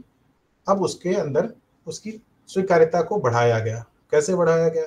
बड़े और प्रतिष्ठित लोगों ने अंग्रेजी को ही मानना शुरू कर दिया, टेम्पर किया। लिखने वालों ने, मीडिया वालों ने भी वहीं पर लिखना शुरू कर दिया। बोलने वालों ने भी स्वागत है की जगह वेलकम शुरू ही कर दिया। योर वेलकम, थैंक यू शुरू कर दिया। इसमें वो अपने आप को प्रतिष्ठित मानने लगे। ये तर्कसंगत है, इसलिए उसकी स्वीकार्यता बढ़ती चली गई। यहाँ इस तरीके की जो मीडिया की भाषा है और मूल भाषा, दोनों के एक तरीके से संयुक्त रूप से जो एक कार्य हुआ, उस कार्य की भी एक हमें भाषाई उसकी रेखा देखनी पड़ेगी कि किस तरीके से हम रेखांकित किया जा रहा है। तो समाज में रेखांकित किया जाने वाली भाषा, तकनीकी भाषा में संतुलन जिस तरीके का होगा, उसी आधार पर ही वहाँ पर परिस्थितियों को हम देख सकेंगे। तो ये ज़रूरी हो जाता है कि मीडिया की भाषा में कोई भय नहीं होता है, बल्कि तकनीकी रूप से वो विकसित होती है, उसकी स्वीकार्यता का एक मानक होता है, उसका एक स्वभाव होता है, लेकिन उसको स्वीकार करने वाले लोग निर्मित किए जाते हैं। उसका कोई एक कह लें कि उसकी एक सामासिक परिपाटी होती है, यानी कंपोजिट गैदरिंग करने का भी एक संदर्भ होता है, जो भाषा की ग्रहणशीलता को व्यापक बनाता है। भाषा दैनंदिन की भाषा, भाषा ऑफ़िशियल लैंग्वेज और तमाम जो हमारे इर्द-गिर्द जनमाध्यमों के रूप में भाषा दौड़ रही होती है, वो चाहे समाचार पत्रों की भाषा हो, पत्रिकाओं की भाषा हो, रेडियो की भाषा हो, डिजिटल और वेब माध्यमों की भी भाषा हो। इनमें जिस तरीके की जो विशिष्ट रचनाधर्मिता की जा रही है, वही समाज की अन्य भाषाओं के सापेक्ष चलने के लिए निरंतरता रखती है। इसलिए इन भाषाओं में भी उत्कृष्टता की मांग होनी चाहिए। मीडिया का मतलब ये बिल्कुल नहीं होता है कि मीडिया स्वयं अपने आप में स्वतंत्र है, किसी भी भाषा का उपयोग करे। वो व्यावसायिक सारगर्भिता को ध्यान रखे, व्यावसायिक प्रसंगों का वास्ता जो उसका है वो सैद्धांतिक और व्यवहारिक भाषा के अनुकूल और उसके सरोकारों के साथ जुड़े। साथ ही साथ व्याकरणिक संदर्भों में भी वैज्ञानिकता का प्रमाण रहे। इसकी विशिष्टता के बगैर मीडिया की भाषा और सामान्य भाषा के संतुलन अभिव्यक्ति के अनुरूप नहीं हो सकते हैं। हमें बहुत से ऐसे भाषाएं भी हमें मालूम है कि मीडिया की भी अन्य भाषाएं भी होती हैं, उनमें भी करेंगे। जैसे हमें उनका भी सेंस होना चाहिए, और सेंस ही नहीं होना चाहिए भाषा का। मैंने अंग्रेजी शब्दों का इस्तेमाल किया है क्योंकि वो सहज तरीके से, यहाँ पर मैं एक सीक्वेंस बताने जा रहा हूँ, या कह लें कि एक ही रेखा में सेंस, फिर दूसरा पब्लिक सेंस, पब्लिक सेंस के अलावा फिर अगर पब्लिक सेंस और सेंस नहीं होगा तो फिर हो सकता है कि न्यू सेंस हो जाए, और न्यू सेंस भी नहीं होगा तो हो सकता है नॉन सेंस हो जाए। तो ये जो सेंस का संदर्भ है ये भाषा के लिए भी उपयोग होता है कि सेंस बना रहेगा तो पब्लिक सेंस भी रहेगा, नहीं तो नॉन सेंस भी हो जाएगा, और नॉन सेंस से न्यू सेंस भी हो जाएगा। इसीलिए कोई भाषा अपने आप में बनती और बिगड़ती अलग तरीके से होती है। मैं एक हिंदी का एक शब्द लेना चाहूंगा, बहन जी, बहुत अच्छा शब्द है बहन, और उसको भी जी लगा दिया। पश्चिम उत्तर प्रदेश और इन सब में तो बहन जी बहुत साधारण सी तरीके से और बड़े आदर पूर्वक अगर किसी को बोल दिया जाता है तो उसमें बहुत अच्छा भी लगता है। लेकिन उसी को इतना दुरुपयोग या संवेदनहीनता के तरीके से भी देखा गया कि बहन जी अगर किसी को बोल दिया जाए, या कोई किसी को बोल दे कि हाँ लड़की देखने गए थे लेकिन बहन जी टाइप की है, जरा उसके भाव को देखिएगा। मैं अन्यथा न ले, कृपया कोई भी, मैं क्षमा के साथ में चाहूंगा कि मैं केवल उदाहरण लिया हूँ। तो ऐसे में उस शब्द की शब्दावली, पदावली, भाव-भंगिमा, उसकी अभिव्यक्ति का जो संदर्भ है, मीडिया बदल देती है, और ये काम मीडिया बहुत सरल तरीके से करती है। यानी मीडिया बहुत संवेदनशील चीज़ है, वो बहुत खतरनाक है। अगर ज़रा-सा भी इधर-उधर करेगी तो भाषा को गड़बड़ कर देगा। इसीलिए बहुत सी ऐसी भी भाषा के पक्ष होते हैं जो हमें दिखाई नहीं पड़ते। जैसे मुखाभिव्यक्ति भाषा, भाव-भंगिमा की भाषा हमारे अंदर होगी, हमारे अंदर दिख जाएगा, हमारे अंदर एक उद्वेलित करने का जो भाव होगा वो भी हो सकता है। किसी चीज़ पर हमें बार-बार ज़ोर देने की भाषा, क्योंकि ये भाषा के भीतर की चीज़ है, सूक्ष्मता की बात है और हमें दिखाई नहीं पड़ती। प्रासंगिक तो वो होता है जो हम बोल रहे होते हैं, लेकिन युक्त ये भी होता है कि अगर हम बार-बार एक ही चीज़ पर जोर देते हैं, किसी चीज़ पर ही लगा देते हैं, किसी चीज़ पर भी लगा देते हैं, किसी शब्द के उचित प्रयोग करते समय उसी को समानांतर कमतर शब्दों का इस्तेमाल करते हैं और किसी के लिए बड़े जटिल चीज़ों का उपयोग करते हैं, तो उसकी प्रासंगिकता का स्केल ठीक वैसे ही होता है जैसे किसी जीवंत चीज़ों का उतार-चढ़ाव जब होता है ना, हम हार्ट रेट के लिए जब मॉनिटर पर किसी पर देखते हैं तो हमारी तमाम तरीके की उतार-चढ़ाव होती है। यह भी उतार-चढ़ाव भाषा के अंदर होता है। ये अभिव्यक्ति शास्त्र के अंदर का एक अलग तरीके की भाषा का उतार-चढ़ाव है। इसकी युक्तियुक्तता भी अलग भाषा का ध्यान रखने वाली है। ये मीडिया के अंदर की भाषा है। ये शब्दों की और साहित्य की या व्याकरणिक भाषा नहीं है। इसको तकनीक इतनी आसानी से नहीं पढ़ पाएगा। हम मीडिया के लोग हैं, हम कैमरे की भाषा भी जानते हैं। कैमरा कितना क्लोज रखा जाए, किस पर कितना, किसी को बहुत ध्यान नहीं देना तो बड़ा-सा कैमरे पे वैसे रख दिया, व्यक्ति ही छोटा दिख रहा है तो उसको छोड़ दिया वैसे। लेकिन उस फ्रेम करने की, उस एंगल की, उस शॉट की जो होती है, फ्रेमिंग करने की होती है भाषा, वह उसे या ये कह लें कि प्रासंगिक और अप्रासंगिक बना सकता है। किसी चीज़ को बोलने के लिए कभी-कभी बहुत सहज तरीके से, बहुत कैज़ुअल बोल दिया जाता है कि अरे भैया ठीक है, ठीक है, ठीक है। ऐसे करके निकाल दिया जाता है। मीडिया में इस तरीके की भाषा का भी उपयोग होता है कि हाँ, हम किसे कितना तरीके से लेकर जाते हैं, या इसको स्पीड के तरीके से भी देखा जाता है। बहुत सी चीज़ें हम के भी जो है, जिसको हम लोग कह लें कि कलर का भी जो है बड़ा प्रभाव पड़ता है। तो आधुनिक मीडिया जिस तरीके का संदर्भ रखती है, उस मीडिया में तमाम ऐसी चीज़ें हैं, क्योंकि हम इंटरनेट की दुनिया में, हम कलर्ड स्क्रीन एज में आ रहे हैं, तो स्क्रीन एज पर बहुत कुछ होता है। टेक्स्ट में भी होता है, विजुअल भी होता है, ग्राफिकल भी होता है। इन सब के जो, इसके लिए मैं हिंदी का शब्द एक बहुत बढ़िया है, कहा जाता है, बड़ा मज़ेदार है, रंग-रोगन। यानी कलर का जो कॉम्बिनेशन है वो सब कुछ उस पर जोर देता है। जितना बेहतरीन और अच्छे तरीके से किया जाएगा, वो अपना संवाद करेगा, यानी रंग भी स्वयं संवाद करेगा। तो उसकी भी संवेदनशीलता को हमें देखना पड़ेगा क्या रंगों का भी भाव अभिव्यक्ति हो रही है? मीडिया यह भी भाषा रखता है। मीडिया बहुत सी ऐसी छुपी हुए तरीके की तकनीकी और विभिन्न विधाओं की अपने जो टारगेट ऑडियंस या लक्षित समूह होता है, उस पर तमाम तरीके की प्रक्रिया को रखता है। निसंदेह भाषाई के जो भाषाई मीडिया और मीडिया, साहित्यिक मीडिया, इन सब के अपने विशिष्ट पक्ष होते हैं, उनके अपनी वस्तुनिष्ठता होती है, उसके अपने अलग तरीके के अधिकरण होते हैं। यह सब अपने-अपने भागों में देखे जा सकते हैं। इनकी अपनी भाषिक व्यापकता बहुत लचीली भी होती है, बहुत प्रौढ़ भी होती है, बहुत जटिल भी होती है। इन सब जटिल चीज़ों के बीच में हम सब सामान्य तरीके के भी समझ के लोगों को भाषा की शब्दावलियों के वृहद रूप को देखना चाहिए, इसकी श्रृंखला को देखना चाहिए। ये अलग तरीके की रचना धर्मिता है, तकनीकी युग में बहुत संवेदनशील है और जटिल भी है।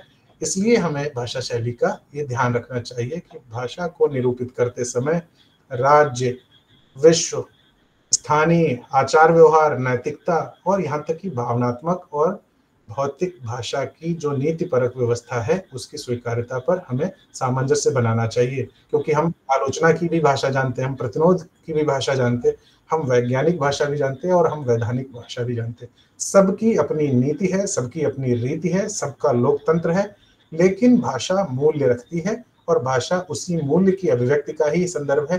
कोई भी भाषा सकारात्मक होती है, इसलिए भाषा के रूप में रहती है, शेष क्या गालियों की कोई भाषा होती है? या अन्य चीज़ों का जो दूषण है उसकी नहीं भाषा होती। दूषण जो प्रदूषित चीज़ है वो नहीं। इसलिए प्रतिबिंब में हम अच्छा ही देखना चाहते हैं। भाषा की शैली और उसका स्वीकार्यता विश्वव्यापी तभी बन सकता है जब इसके आयामों को हम बहुत स्वच्छ, संवेदनशील और दूरदर्शी तरीके से लाएँगे। इन तत्वों के साथ में या इनकी पारदर्शिता के साथ में मैं अपनी बात को अब समाप्त करना चाहूँगा या कहूँगा कि रोकना चाहूँगा, और अन्य तरीके से यदि कुछ प्रश्न और संवाद और हमारी बातों पर टिप्पणी और यहाँ तक कि हमारी बात से सहमति और असहमति के भी लिए यदि आप सब हमारे बीच आते हैं, मुझे बहुत अच्छा लगेगा। आप सबकी प्रतिक्रियाएँ, प्रश्न और अन्य टिप्पणियाँ भी आमंत्रित हैं। शायद उमेश जी। बहुत-बहुत आभार मैं व्यक्त करता हूँ आपके प्रति कि अपने व्यस्ततम समय में से समय निकाल कर आपने आज हमारी जो आज की कार्यशाला का विषय था, सूचना प्रौद्योगिकी और संचार युग में मीडिया की भाषा, उसके अंतर्गत आप सूचना संचार व्यवस्था के अंतर्गत उसके तमाम जो आयाम हैं उनको हमारे समक्ष रखा। तकनीकी पहलुओं को भी आपने रखा। हमारी सामाजिक जो भाषा है, समाज की स्वीकार्यता जिस तरफ है, उसके कई उदाहरण आपने अनेकों उदाहरण हमारे समक्ष रखे और ऐसे उदाहरण जो हम लोग आम जनमानस की भाषा में उसको देखते हैं, सुनते हैं या बोलते हैं।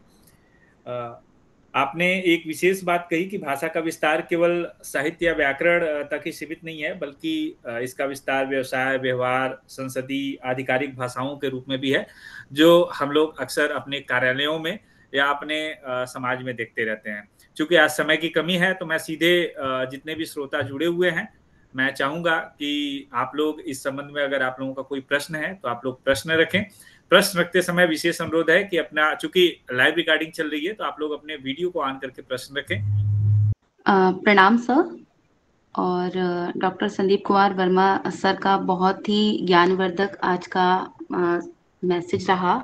और सर इसके साथ बस मैं ये कहना चाहती हूँ कि मतलब जो आपने कहा कि जो बहन जी वाला जो शब्द था, है ना, इसमें जब हम फेशियल एक्सप्रेशन को नोट करते हैं तो इसको बहुत तरह से सर लिया जा सकता है, और इस पे हम लोग बात नहीं करते क्योंकि इसमें हम लोग नॉन वर्बल कम्युनिकेशन में अपने फेशियल एक्सप्रेशन को जब ऐड करते हैं तो उसके बहुत डिफरेंट टाइप से उसको मैसेज को हम लोग कन्वे कर पाते हैं।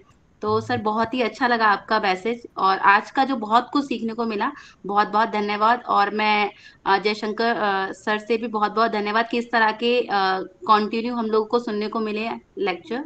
तो धन्यवाद सर। राखी, मैं एक चीज बस जोड़ना चाहूंगा कि उस चीजों का संदर्भ में जो वो था, उसमें मैं चारित्र निर्माण का भी बात कर रहा था, क्योंकि कई बार हम भाषा के माध्यम से समाज की उन चीजों का, जैसे किसी को भी, एक वृद्ध है शब्द, लेकिन हम अगर बुढ़ऊ कह देते हैं किसी को, तो बुढ़ऊ एक हास्य में या आलोचना उसके कह लें कि साहित्य में तो चल जाएगा, लेकिन अगर हम सामान्य भाषा में अगर किसी को कहते हैं मोटू, छोटू, ये जो तरीके होते हैं, ये हम चरित्र निर्माण करते हैं। ये भाषिक चरित्र निर्माण अलग तरीके की पहलू है। भाषा को और समाज के जो अंतर संबंध हैं, इनका समझने का संदर्भ है। मीडिया इनको बहुत सरल तरीके से वेलकम कर लेती है, खासकर बच्चों के चैनल, बच्चों के कार्यक्रम में तो इस भाषा का तो जिस तरीके का अंग्रेजी शब्द इस्तेमाल करूंगा, ट्रीटमेंट दिया जा रहा है, वो ट्रीटमेंट वास्तव में समाज के ट्रीटमेंट के लिए सबसे देखा जाए ऑब्जेक्ट और सब्जेक्ट के हिसाब से वो सीधे टारगेटेड है। भाई सीधी सी बात है, ऐसी संप्रेषणीयता से समाज कहीं निर्मित नहीं करने वाला, और ना ही उस तरीके के व्यक्तियों के साथ अन्याय हो रहा है। उनके साथ अन्याय हो रहा है, हम गलत तरीके से उनको बोल रहे हैं, हम गलत तरीके से हम किसी को क्यों ऐसे बोल देते हैं ऐसे, और ये बहुत सहज हो गया है। आराम से हम अपने जो मोटे मित्र होते हैं तो अक्सर लोग बोल देते हैं और मोटू क्या है, तो ऐसे कहने के हम सहज भाव में तो बोल रहे हैं, लेकिन वो हमें नहीं मालूम है कि हम एक गलत तरीके की प्रवृत्ति को भी गढ़ रहे हैं। जी, एक और हैंड रेज हुआ है। बिल्कुल बिल्कुल सही आपने कहा सर। मैं आगे बढ़ता हूँ। जया जी ने कुछ जिज्ञासा व्यक्त की थी प्रश्न रखने के लिए, आप अपने प्रश्न को रखें। मैं हाँ जी सर जी, जैसे सर जी ने अभी बात की थोड़ी देर पहले भाषा का अंतरण, उस संदर्भ में मुझे और थोड़ा जानना है, इसको समझना है। अच्छा ठीक है, शायद मतलब एक ही शब्द में कोई आप उदाहरण से, मैंने हो सकता है कि बोलते वक्त में कोई उदाहरण दिया हो, मैम आप कुछ उससे जोड़कर बताएंगे, या फिर मैं अंतरण को तो बहुत सामान्य तरीके से मैं जी सर जी, आपने कहा कि अभी वर्तमान युग भूमंडलीकरण का है, इसमें हाँ, मतलब इस युग में हाँ भाषा का मतलब सेतु का काम करती है और सूचनाओं का आदान प्रदान भी क्षण भर में करती है। जी। तो मतलब भाषा का अंतरण फिर आदान प्रदान की दृष्टि से लिया कैसे? हाँ, मैं समझ गया आपका मतलब यह है, मैं उसके परिदृश्य को जानना चाह रहा था, अपने आपके प्रश्न के परिदृश्य का, लेकिन मैं समझ गया कि आप जो है जो सूचना का अंतरण का संदर्भ है, अंतरण का मतलब यहाँ पर भाषिक अंतरण से है।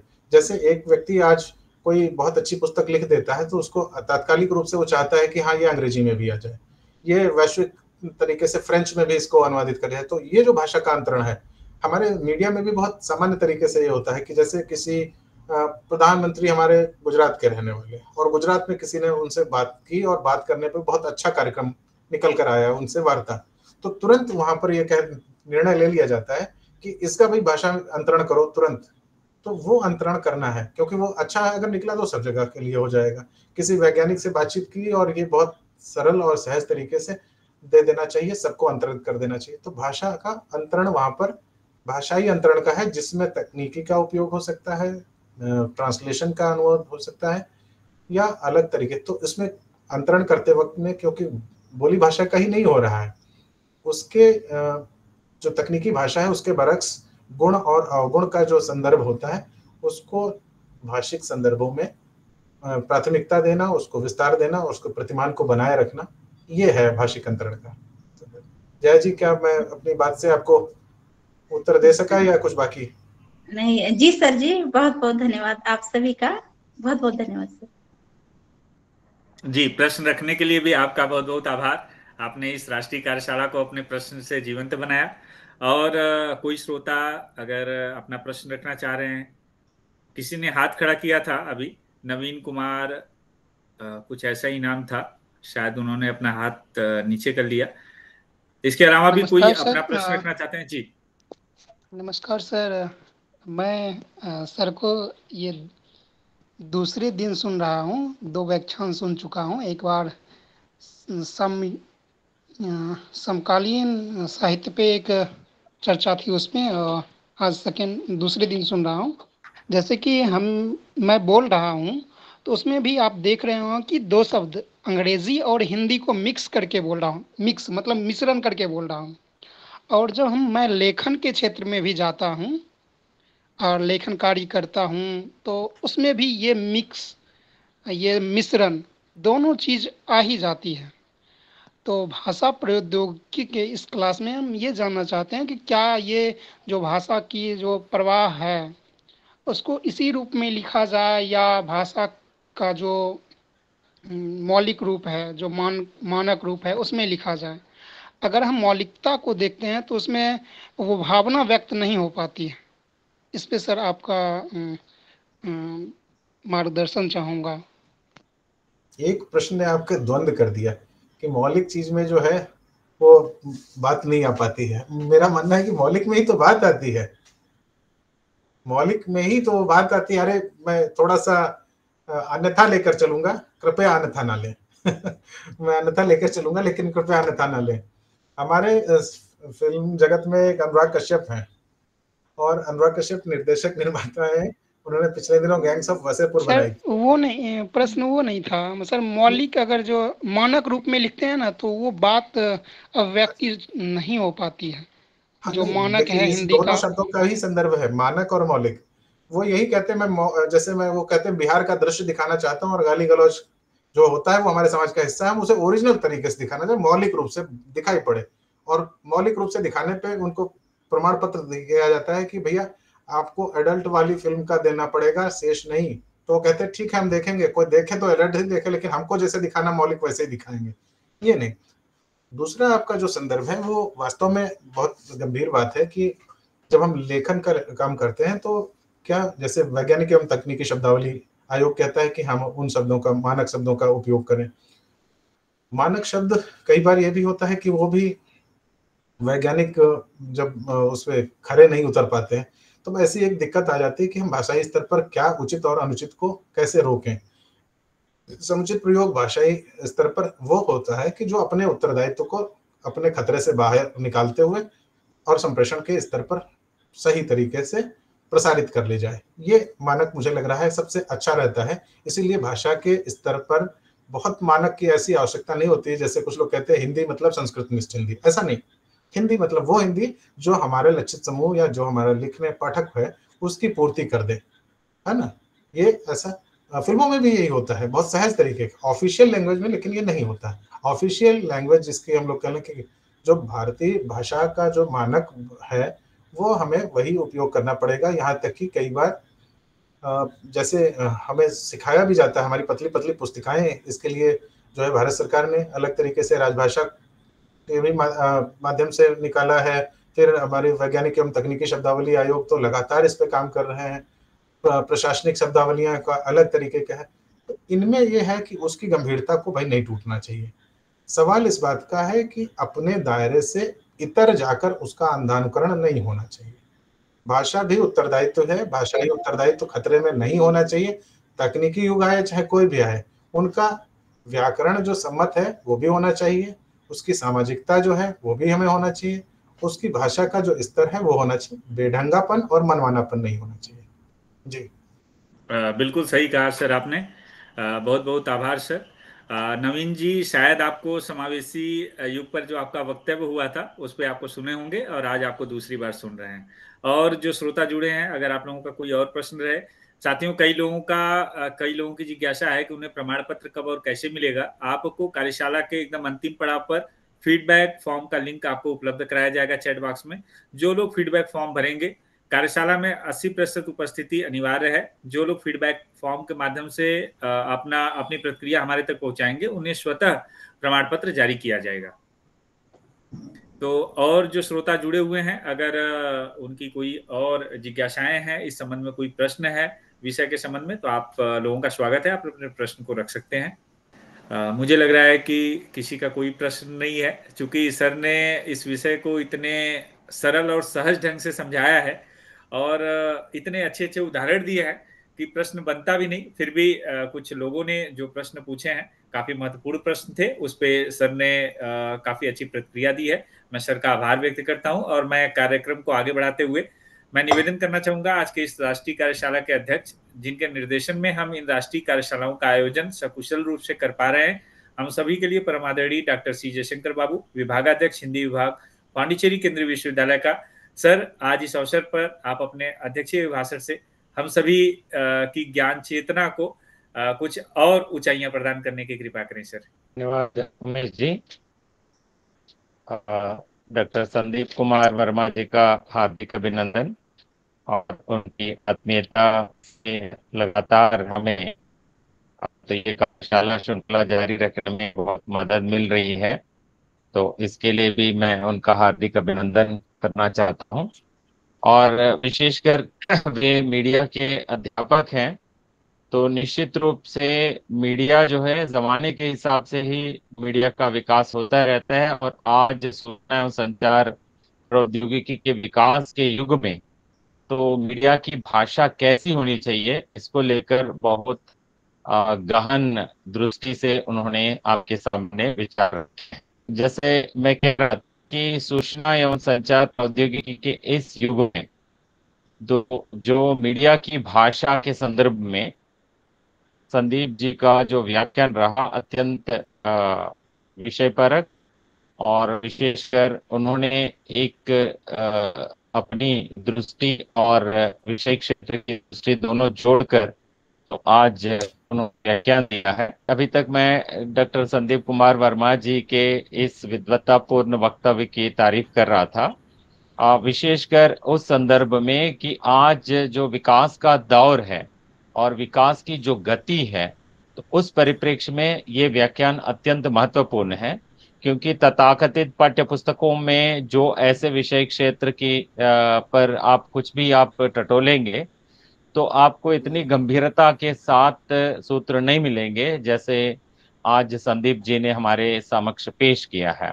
तो वास्तव में आज मतलब हम जैसे एक लोक माध्यम के रूप में संचार को देखते हुए वहां से लेकर मुद्रित माध्यम और श्रव्य माध्यम के रूप में जैसे आकाशवाणी के साथ और आगे दूरदर्शन और अन्य जो भी माध्यम आगे हमारे सामने दृश्य श्रव्य माध्यम के रूप में, और उसके बाद जैसे ही कंप्यूटर का विकास हुआ, और कंप्यूटर की शुरुआती विकास में ये बात नहीं है कि उसके साथ हमारे लिए मतलब हमारी बात को कंप्यूटर समझ पाए, वहां तक की बातें नहीं थी। और आज हम लोग कुछ सोचते हैं कंप्यूटर वो काम तुरंत कर रहा है। मतलब आप संदेश कंप्यूटर को अलग से कोई फीड करके देने की जरूरत नहीं, बोल कर देने की जरूरत नहीं, आपके हाव भाव को भी कंप्यूटर समझ रहा है। तो मतलब जेस्चर कंप्यूटिंग तक की जो उन्नति हुई है, जो लगातार विकास हो रहा है, तो ऐसे परिप्रेक्ष्य में भाषा, मीडिया की भाषा के संदर्भ में जो संदीप जी की बात है, निश्चित रूप से गंभीर चिंतन के साथ उन्होंने तमाम आयामों को लेकर बात की है। आप तमाम मीडिया संबंधी पुस्तकों में मीडिया की भाषा से संबंधित जो भी अध्ययन करेंगे, वहां ये बातें आपको निश्चित रूप से नहीं मिल पाएंगी जो संदीप जी ने आपके सामने पेश की है। और आमतौर पे मैं वक्ताओं के सवालों से ही बात शुरू करके फिर प्रतिभागियों के सवालों से शुरू करके फिर वक्ता की बात पर जाता रहता हूँ।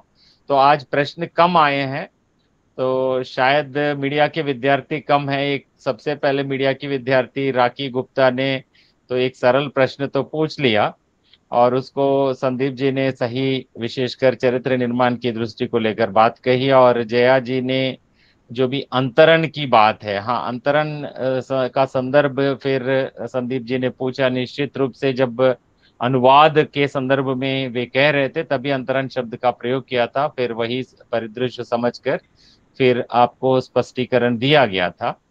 और विशेषकर आज मशीन ही ये भूमिका भी निभा रही है, और हम सुन रहे हैं कि भारत सरकार तो उनका लक्ष्य क्या हो चुका है कि सारे के सारे मतलब शिक्षण माध्यम के लिए शिक्षण सामग्री भी तो मशीनी अनुवाद के माध्यम से उत्पादित करवाने की दृष्टि रख रही है सरकार।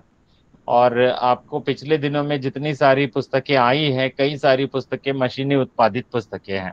अब मशीन की भाषा का विकास क्या मनुष्य की भाषा के बराबर है या नहीं है, तो वो तो हम जानते ही है कुछ हद तक।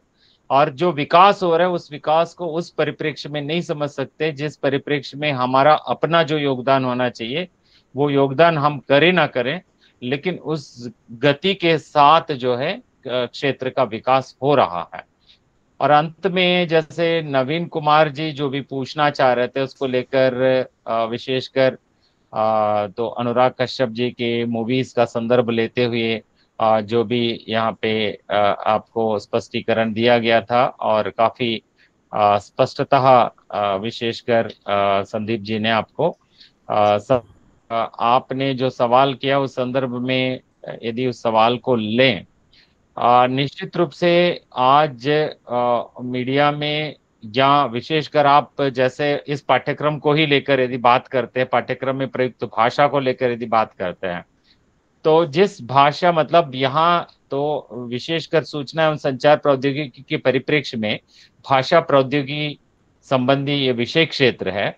और इस विषय क्षेत्र में हम जो बोलचाल की भाषा करते हैं, निश्चित रूप से उसी प्रकार से जो आपके जहन में उतरने वाली भाषा में ही बात करनी चाहिए। लेकिन हर तंत्र के लिए जो कुछ उस तंत्र को अभिव्यक्त करने वाली, मतलब उस अवधारणा को स्पष्ट करने वाली भाषा या उससे संबंधित शब्दावली की भी वहां जरूरत पड़ती है।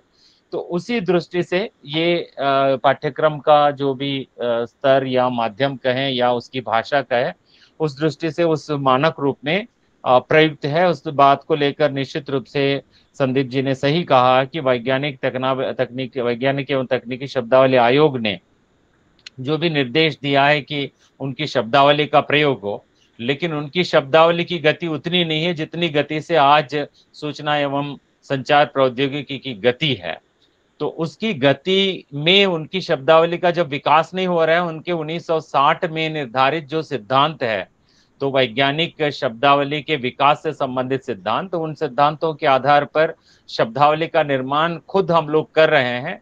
तो उसी दृष्टि से वास्तव में संदीप जी उस विश्वविद्यालय से संबंध रखते हैं, तो जिसका बहुत बड़ा दायित्व है विशेषकर पूरी दुनिया में हिंदी के प्रसार और हिंदी के आधुनिकीकरण को लेकर, और हिंदी के तमाम विषय क्षेत्रों में, ज्ञान विज्ञान के तमाम विषय क्षेत्रों में जो बात है हिंदी के माध्यम से प्रसारित करने से संबंधित बहुत बड़ा दायित्व उस विश्वविद्यालय का है।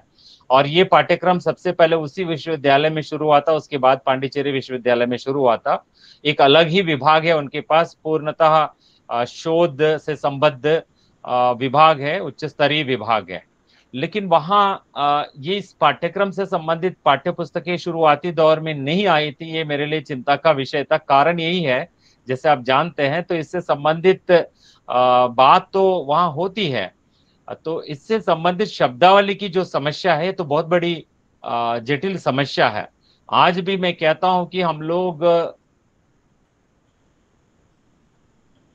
काम चला रहे हैं कि क्या करते हैं, हम लोग अंग्रेजी के शब्दों का किसी ना किसी रूप में हिंदीकरण करते हुए या हिंदी में अंग्रेजी शब्दों को मिक्स करते हुए हम बात कर लेते हैं। आपके मिक्स का संदर्भ यदि यही है तो वहां स्पष्ट हुआ होगा। और इसके अलावा आप जो चाहते हैं उस दृष्टि से आपको ऑलरेडी संदीप जी ने स्पष्ट कर दिया है। नवीन जी को संबोधित करते ये जो बातें मैंने कही, नवीन जी यदि सुन रहे तो उनको बात स्पष्ट हुई होगी, ऐसा मैं मानता हूं।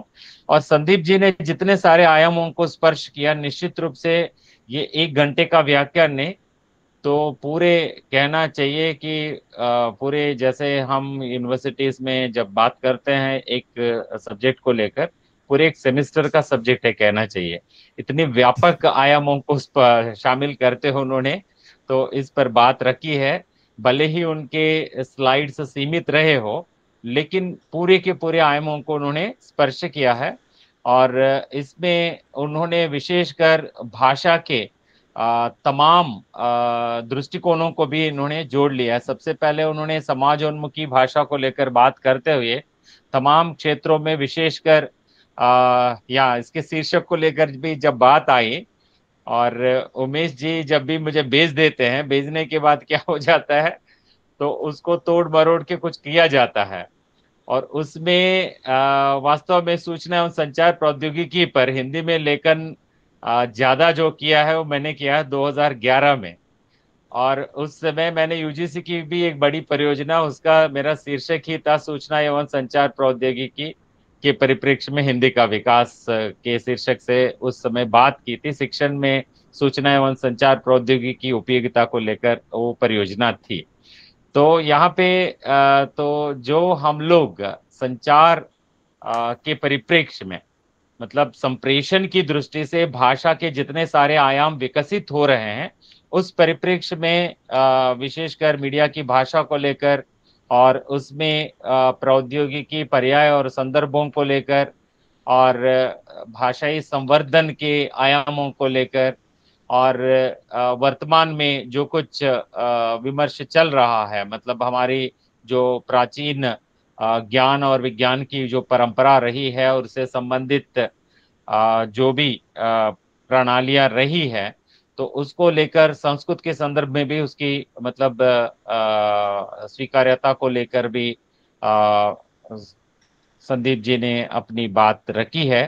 विशेषकर उन्होंने जो सूचनाओं के तकनीकी आयामों के परिप्रेक्ष्य में सूचनाओं के संग्रह से और साइबर युगीन संदर्भ में, जैसे साइबर विमर्श को लेकर यदि हम बात करते हैं तो विशेषकर आज का संदर्भ थोड़ा और विस्तृत हो जाता है, क्योंकि साइबर युग जिसको हम कहते हैं उसको हम यदि नव माध्यम की दृष्टि से यदि समझे तो निश्चित रूप से जो पाठक तो पुस्तकीय मतलब वाचन करता है या अध्ययन करता है, पढ़ता है, और जो नव माध्यम में जो चीजें आती है उसके समक्ष, वो पाठ के रूप में हो, चित्र के रूप में हो, दृश्य के रूप में हो, मतलब दृश्य ही होता है चित्र भी, लेकिन एनिमेशन के रूप में हो, वीडियो के रूप में हो और अन्य रूपों में, तो क्योंकि उसके कई सारे आयाम हैं क्योंकि नव माध्यम के, उन आयामों में जब उसके समक्ष भाषा मतलब जो संप्रेषित होती है,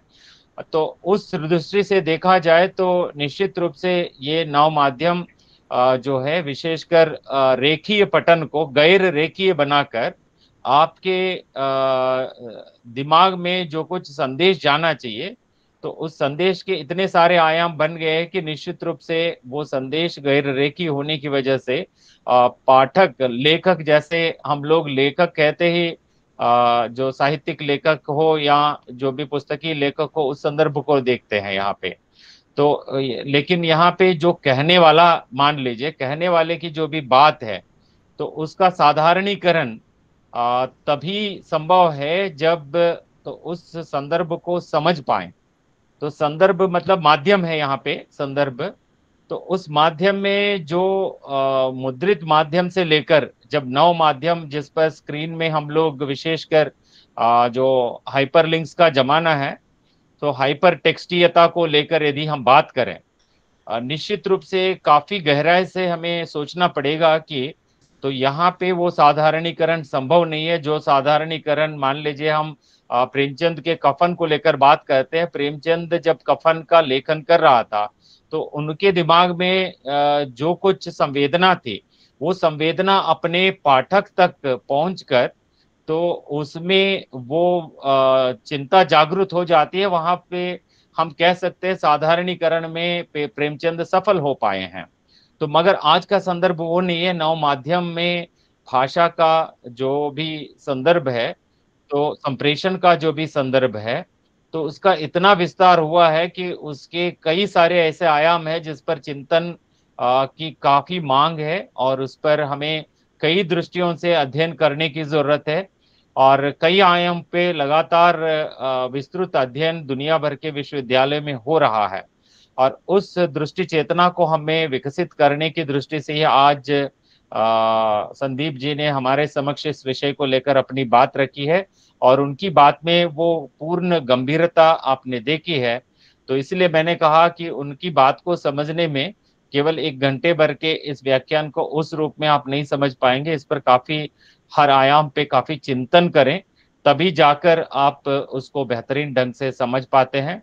और विशेषकर सूचना तंत्र का जो आज विस्तार और विकास, और आप दूसरी बात ये है कि भाषा का मतलब भाषा सीखकर जो प्रयोग हम लोग कर रहे हैं, वो क्षमता जब मशीन ने हासिल की है और मशीन की भाषा उत्पादक क्षमता के समक्ष जो है, तो उसमें विशेषकर इस परिप्रेक्ष्य में संदीप जी ने बहुत गहराई से बात रखी है। लेकिन उस बात को समझने के लिए तो हमें भाषा की क्षमता जो मशीन को हमने दी है, उस परिप्रेक्ष्य में और विशेषकर जो संदर्भ है, तो उस संदर्भ के परिप्रेक्ष्य में भाषा का स्तर समुन्नत करते हुए हमारे समक्ष प्रेषित करने में अभी कंप्यूटर उतना विकसित नहीं हो पाया जितना विकास हम देखना चाहते हैं।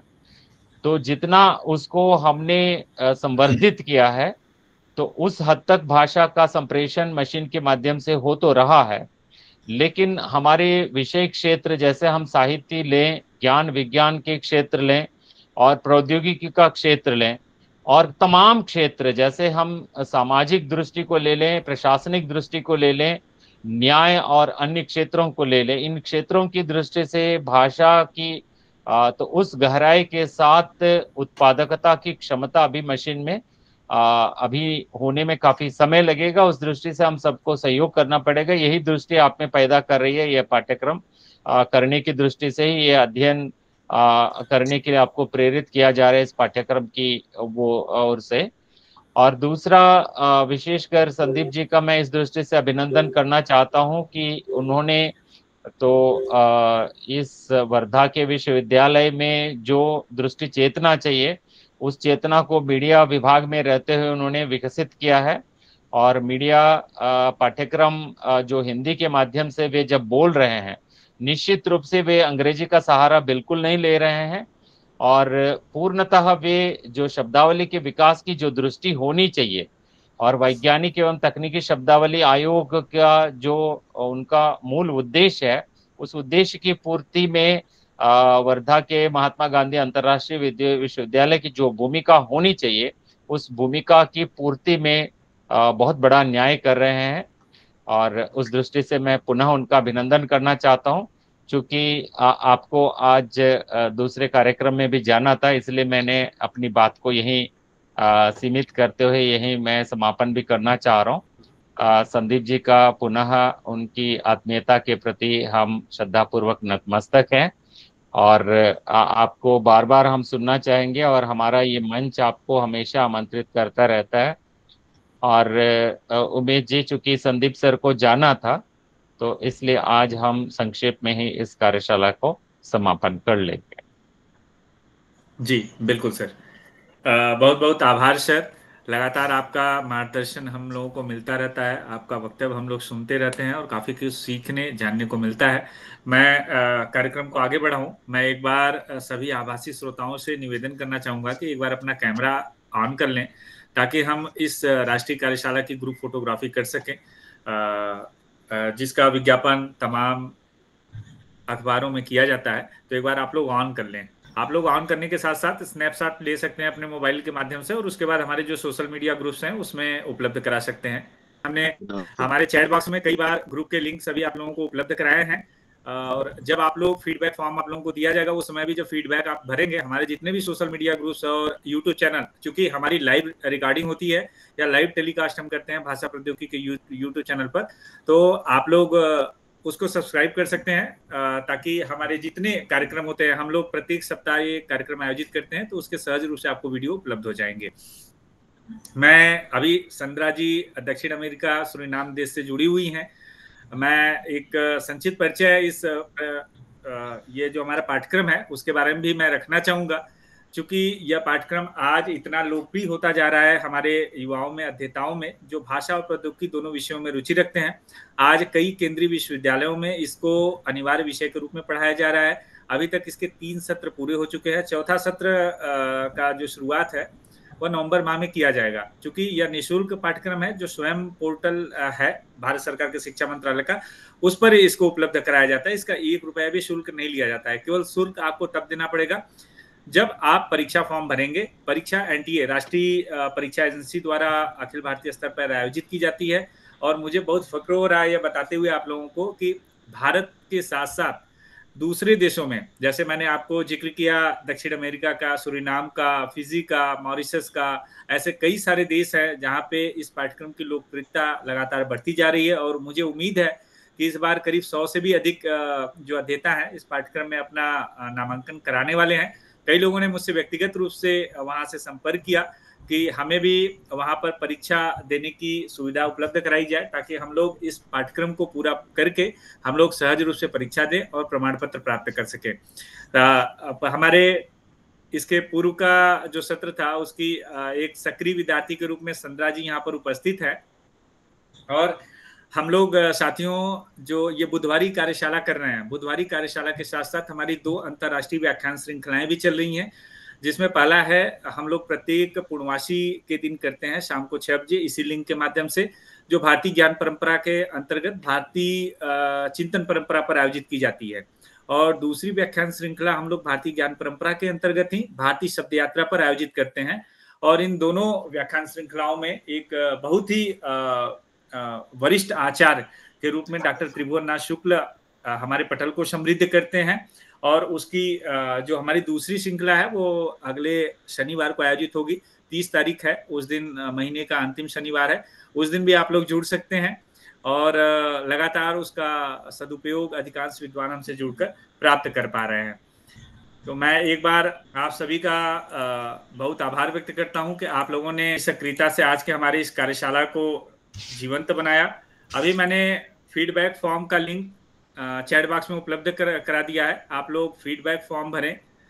फीडबैक फॉर्म के माध्यम से जैसे ही आप लोग भरेंगे, आप लोगों को आपका प्रमाण पत्र, जो प्रतिभाग प्रमाण पत्र है, आप लोगों के मेल पर स्वतः प्राप्त हो जाएगा।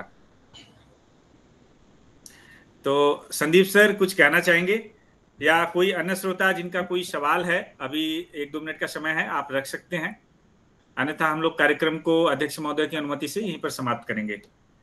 अगर किसी श्रोता का कोई प्रश्न है तो आप रख सकते हैं, चाहे आज के विषय के संबंध में, या हमारी जो अन्य गतिविधियां, जो अन्य आयोजन हो रहे हैं अंतर्राष्ट्रीय, या हमारे जो पाठ्यक्रम है उस संबंध में भी आपका कोई प्रश्न है तो आप रख सकते हैं। मैं बहुत इस मंच का भी आभारी हूं, और इस मंच के माध्यम से बहुत कुछ सीखने को भी मिलता है। हर मंच अपने आप में प्रतिष्ठित और विशिष्ट होता है, और हर प्रतिभागी के प्रश्न और उनकी दृष्टिकोण हमें नए तरीके के भाव को समझने और उसको विस्तारित करने के लिए नया एक तरीके से हमको भी ऊर्जा देते हैं। मैं बहुत इस ऊर्जावान संस्थान से और इस मंच से जुड़कर अपने हमारे अग्रज डॉक्टर सी जयशंकर बाबू सर, जो कि हमें प्रेरणा भी देते हैं, जब मुझे बड़ा, मैं साधुवाद देना चाहूँगा कि उन्होंने 2011 में, आज से कितने साल पहले, ऐसे विषय को भी वहाँ पर यानी छू चुके हैं, और आज हम तकनीकी युग के बिल्कुल कह लें कि हम शीर्ष पर पहुंचे हुए इस समय युग पर हैं। ठीक है, कल किसने देखा, लेकिन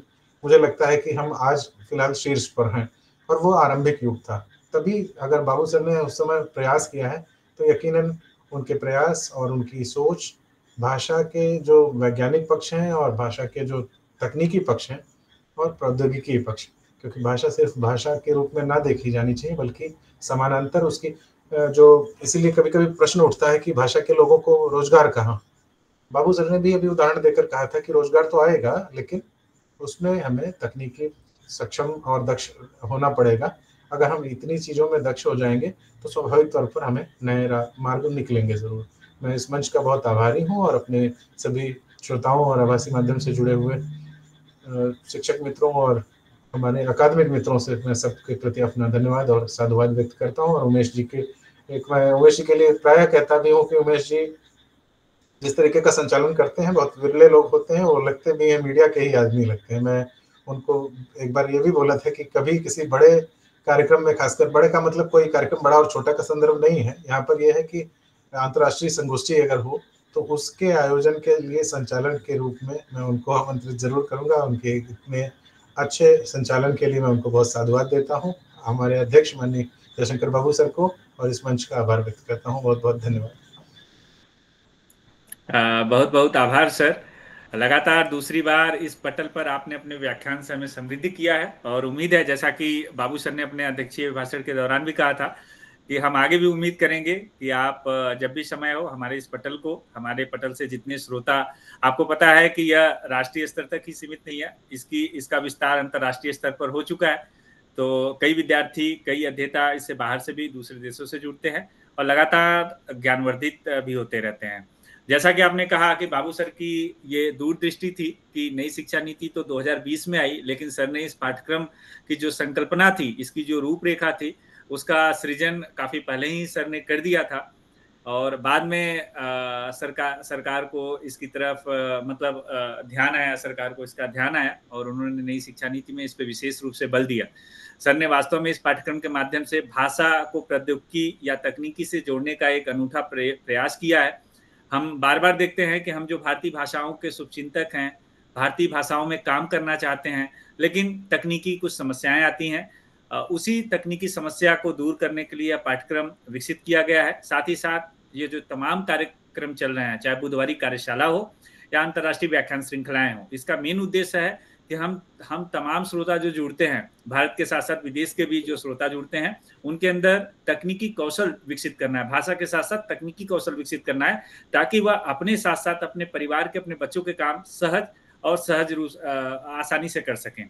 इसका मेन उद्देश्य यही है। मुझे उम्मीद है कि जितने श्रोता जुड़े थे, फीडबैक फॉर्म का लिंक हमने उपलब्ध करा दिया था, आप लोग फीडबैक फॉर्म भर दिए होंगे।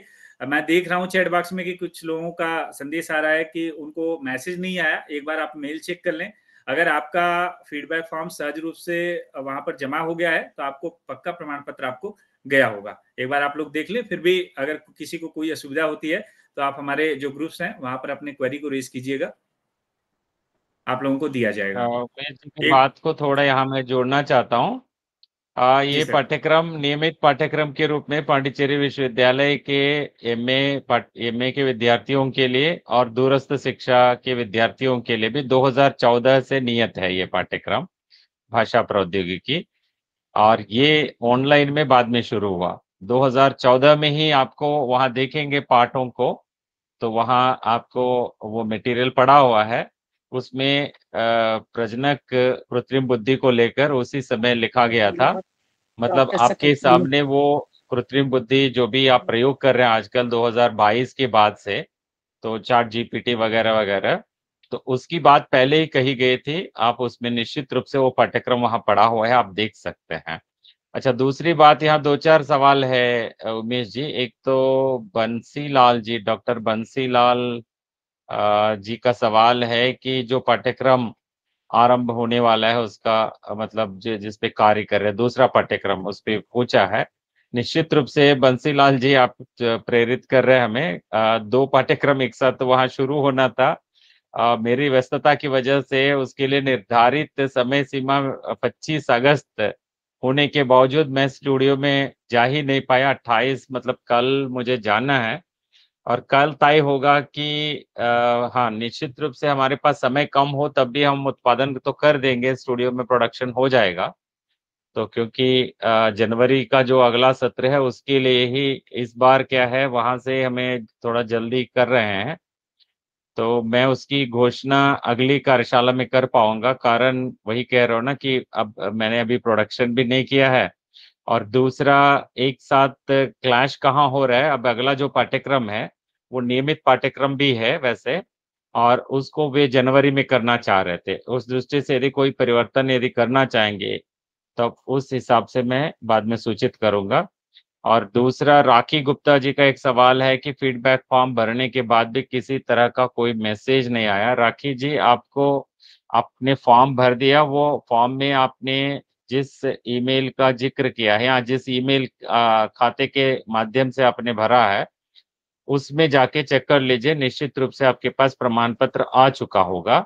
वो कभी सर कभी संभव है कि आपके, हाँ एक बार वही बता रहा था वाक्य पूरा करने दीजिए। वहाँ ये कह रहा था कि आपके इनबॉक्स में यदि वो नहीं दिख रहा है तो बाकी जगह चेक कर लीजिए, जैसे प्रमोशंस में, स्पैम में, हर जगह आप चेक कर लीजिए, वहां संभव है कि वो आए, क्योंकि वो हम लोग नहीं भेज रहे ना, वो तो स्वतः आ रहा है।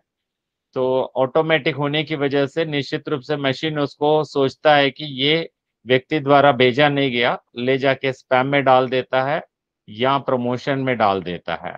ठीक है, तो एक बार वहां पे देख लीजिए, मिलने की संभावना है, निश्चित रूप से मिल गया होगा। जी सर, उमेश जी जी सर, ने प्राप्त जरूर होगा। इसका टेस्टिंग किया होगा। हाँ, उमेश जी जी ने जी इसका टेस्टिंग राखी करके ही तभी देते हैं। हाँ जी, मैं निवेदन करना चाहूंगा राखी जी से कि उनको प्रमाण पत्र, उनका फीडबैक फॉर्म हमारे तक पहुंच चुका है। अभी तक मैं देख पा रहा हूँ कि 33 लोगों ने फीडबैक फॉर्म भर दिया है, मैं लाइव देख रहा हूँ। तो जितने लोगों ने भरा है, अब मुझे दुख इसलिए होता है कि सर ने इतने गूढ़ महत्वपूर्ण विषय पर पाठ्यक्रम तो हिंदी भाषा में शुरुआत की है और लगातार इस महायज्ञ का आयोजन हम लोग कर रहे हैं सर के निर्देशन में। लेकिन जब आप लोगों को बोला जाता है फीडबैक फॉर्म में स्पष्ट रूप से लिखा है कि अपना नाम देवनागरी लिपि हिंदी में लिखें, फिर भी लोग रोमन लिपि में ही लिखे हैं। मैं नाम नहीं लेना चाहूंगा, जो जिन लोगों ने लिखा है उनको स्वतः पता चल गया होगा कि किन लोगों ने लिखा है। तो मैं देख पा रहा हूँ कि 34 लोगों को ये अभी तक फीडबैक फॉर्म हमारे तक आया है, और 34 लोगों को उम्मीद है कि प्रमाण पत्र उनके मेल पर भेज दिया गया है।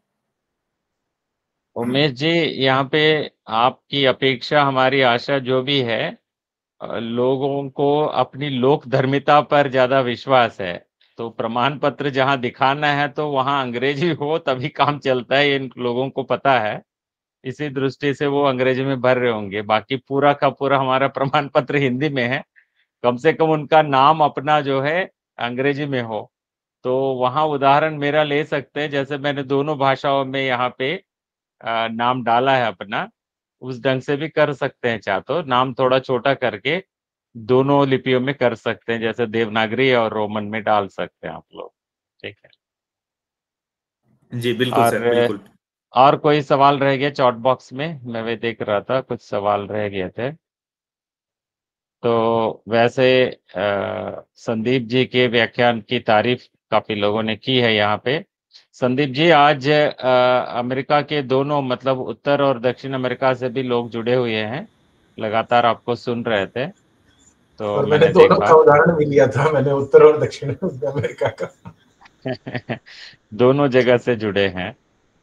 बहुत बहुत उन सब लोगों को भी, अंतर्राष्ट्रीय जो हमारे श्रोता हैं, उन सब का मैं अपने भारत से और इस मंच से हमारे अध्यक्ष बाबू सर की ओर से और उमेश जी की ओर से, हम भारत की पारस्परिकता और हमारे एक सामाजिक संस्कृति की ओर से मैं आप सबका बहुत बहुत आभार व्यक्त करता हूँ।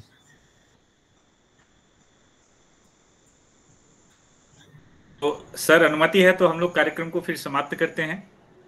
हाँ जी जी जी।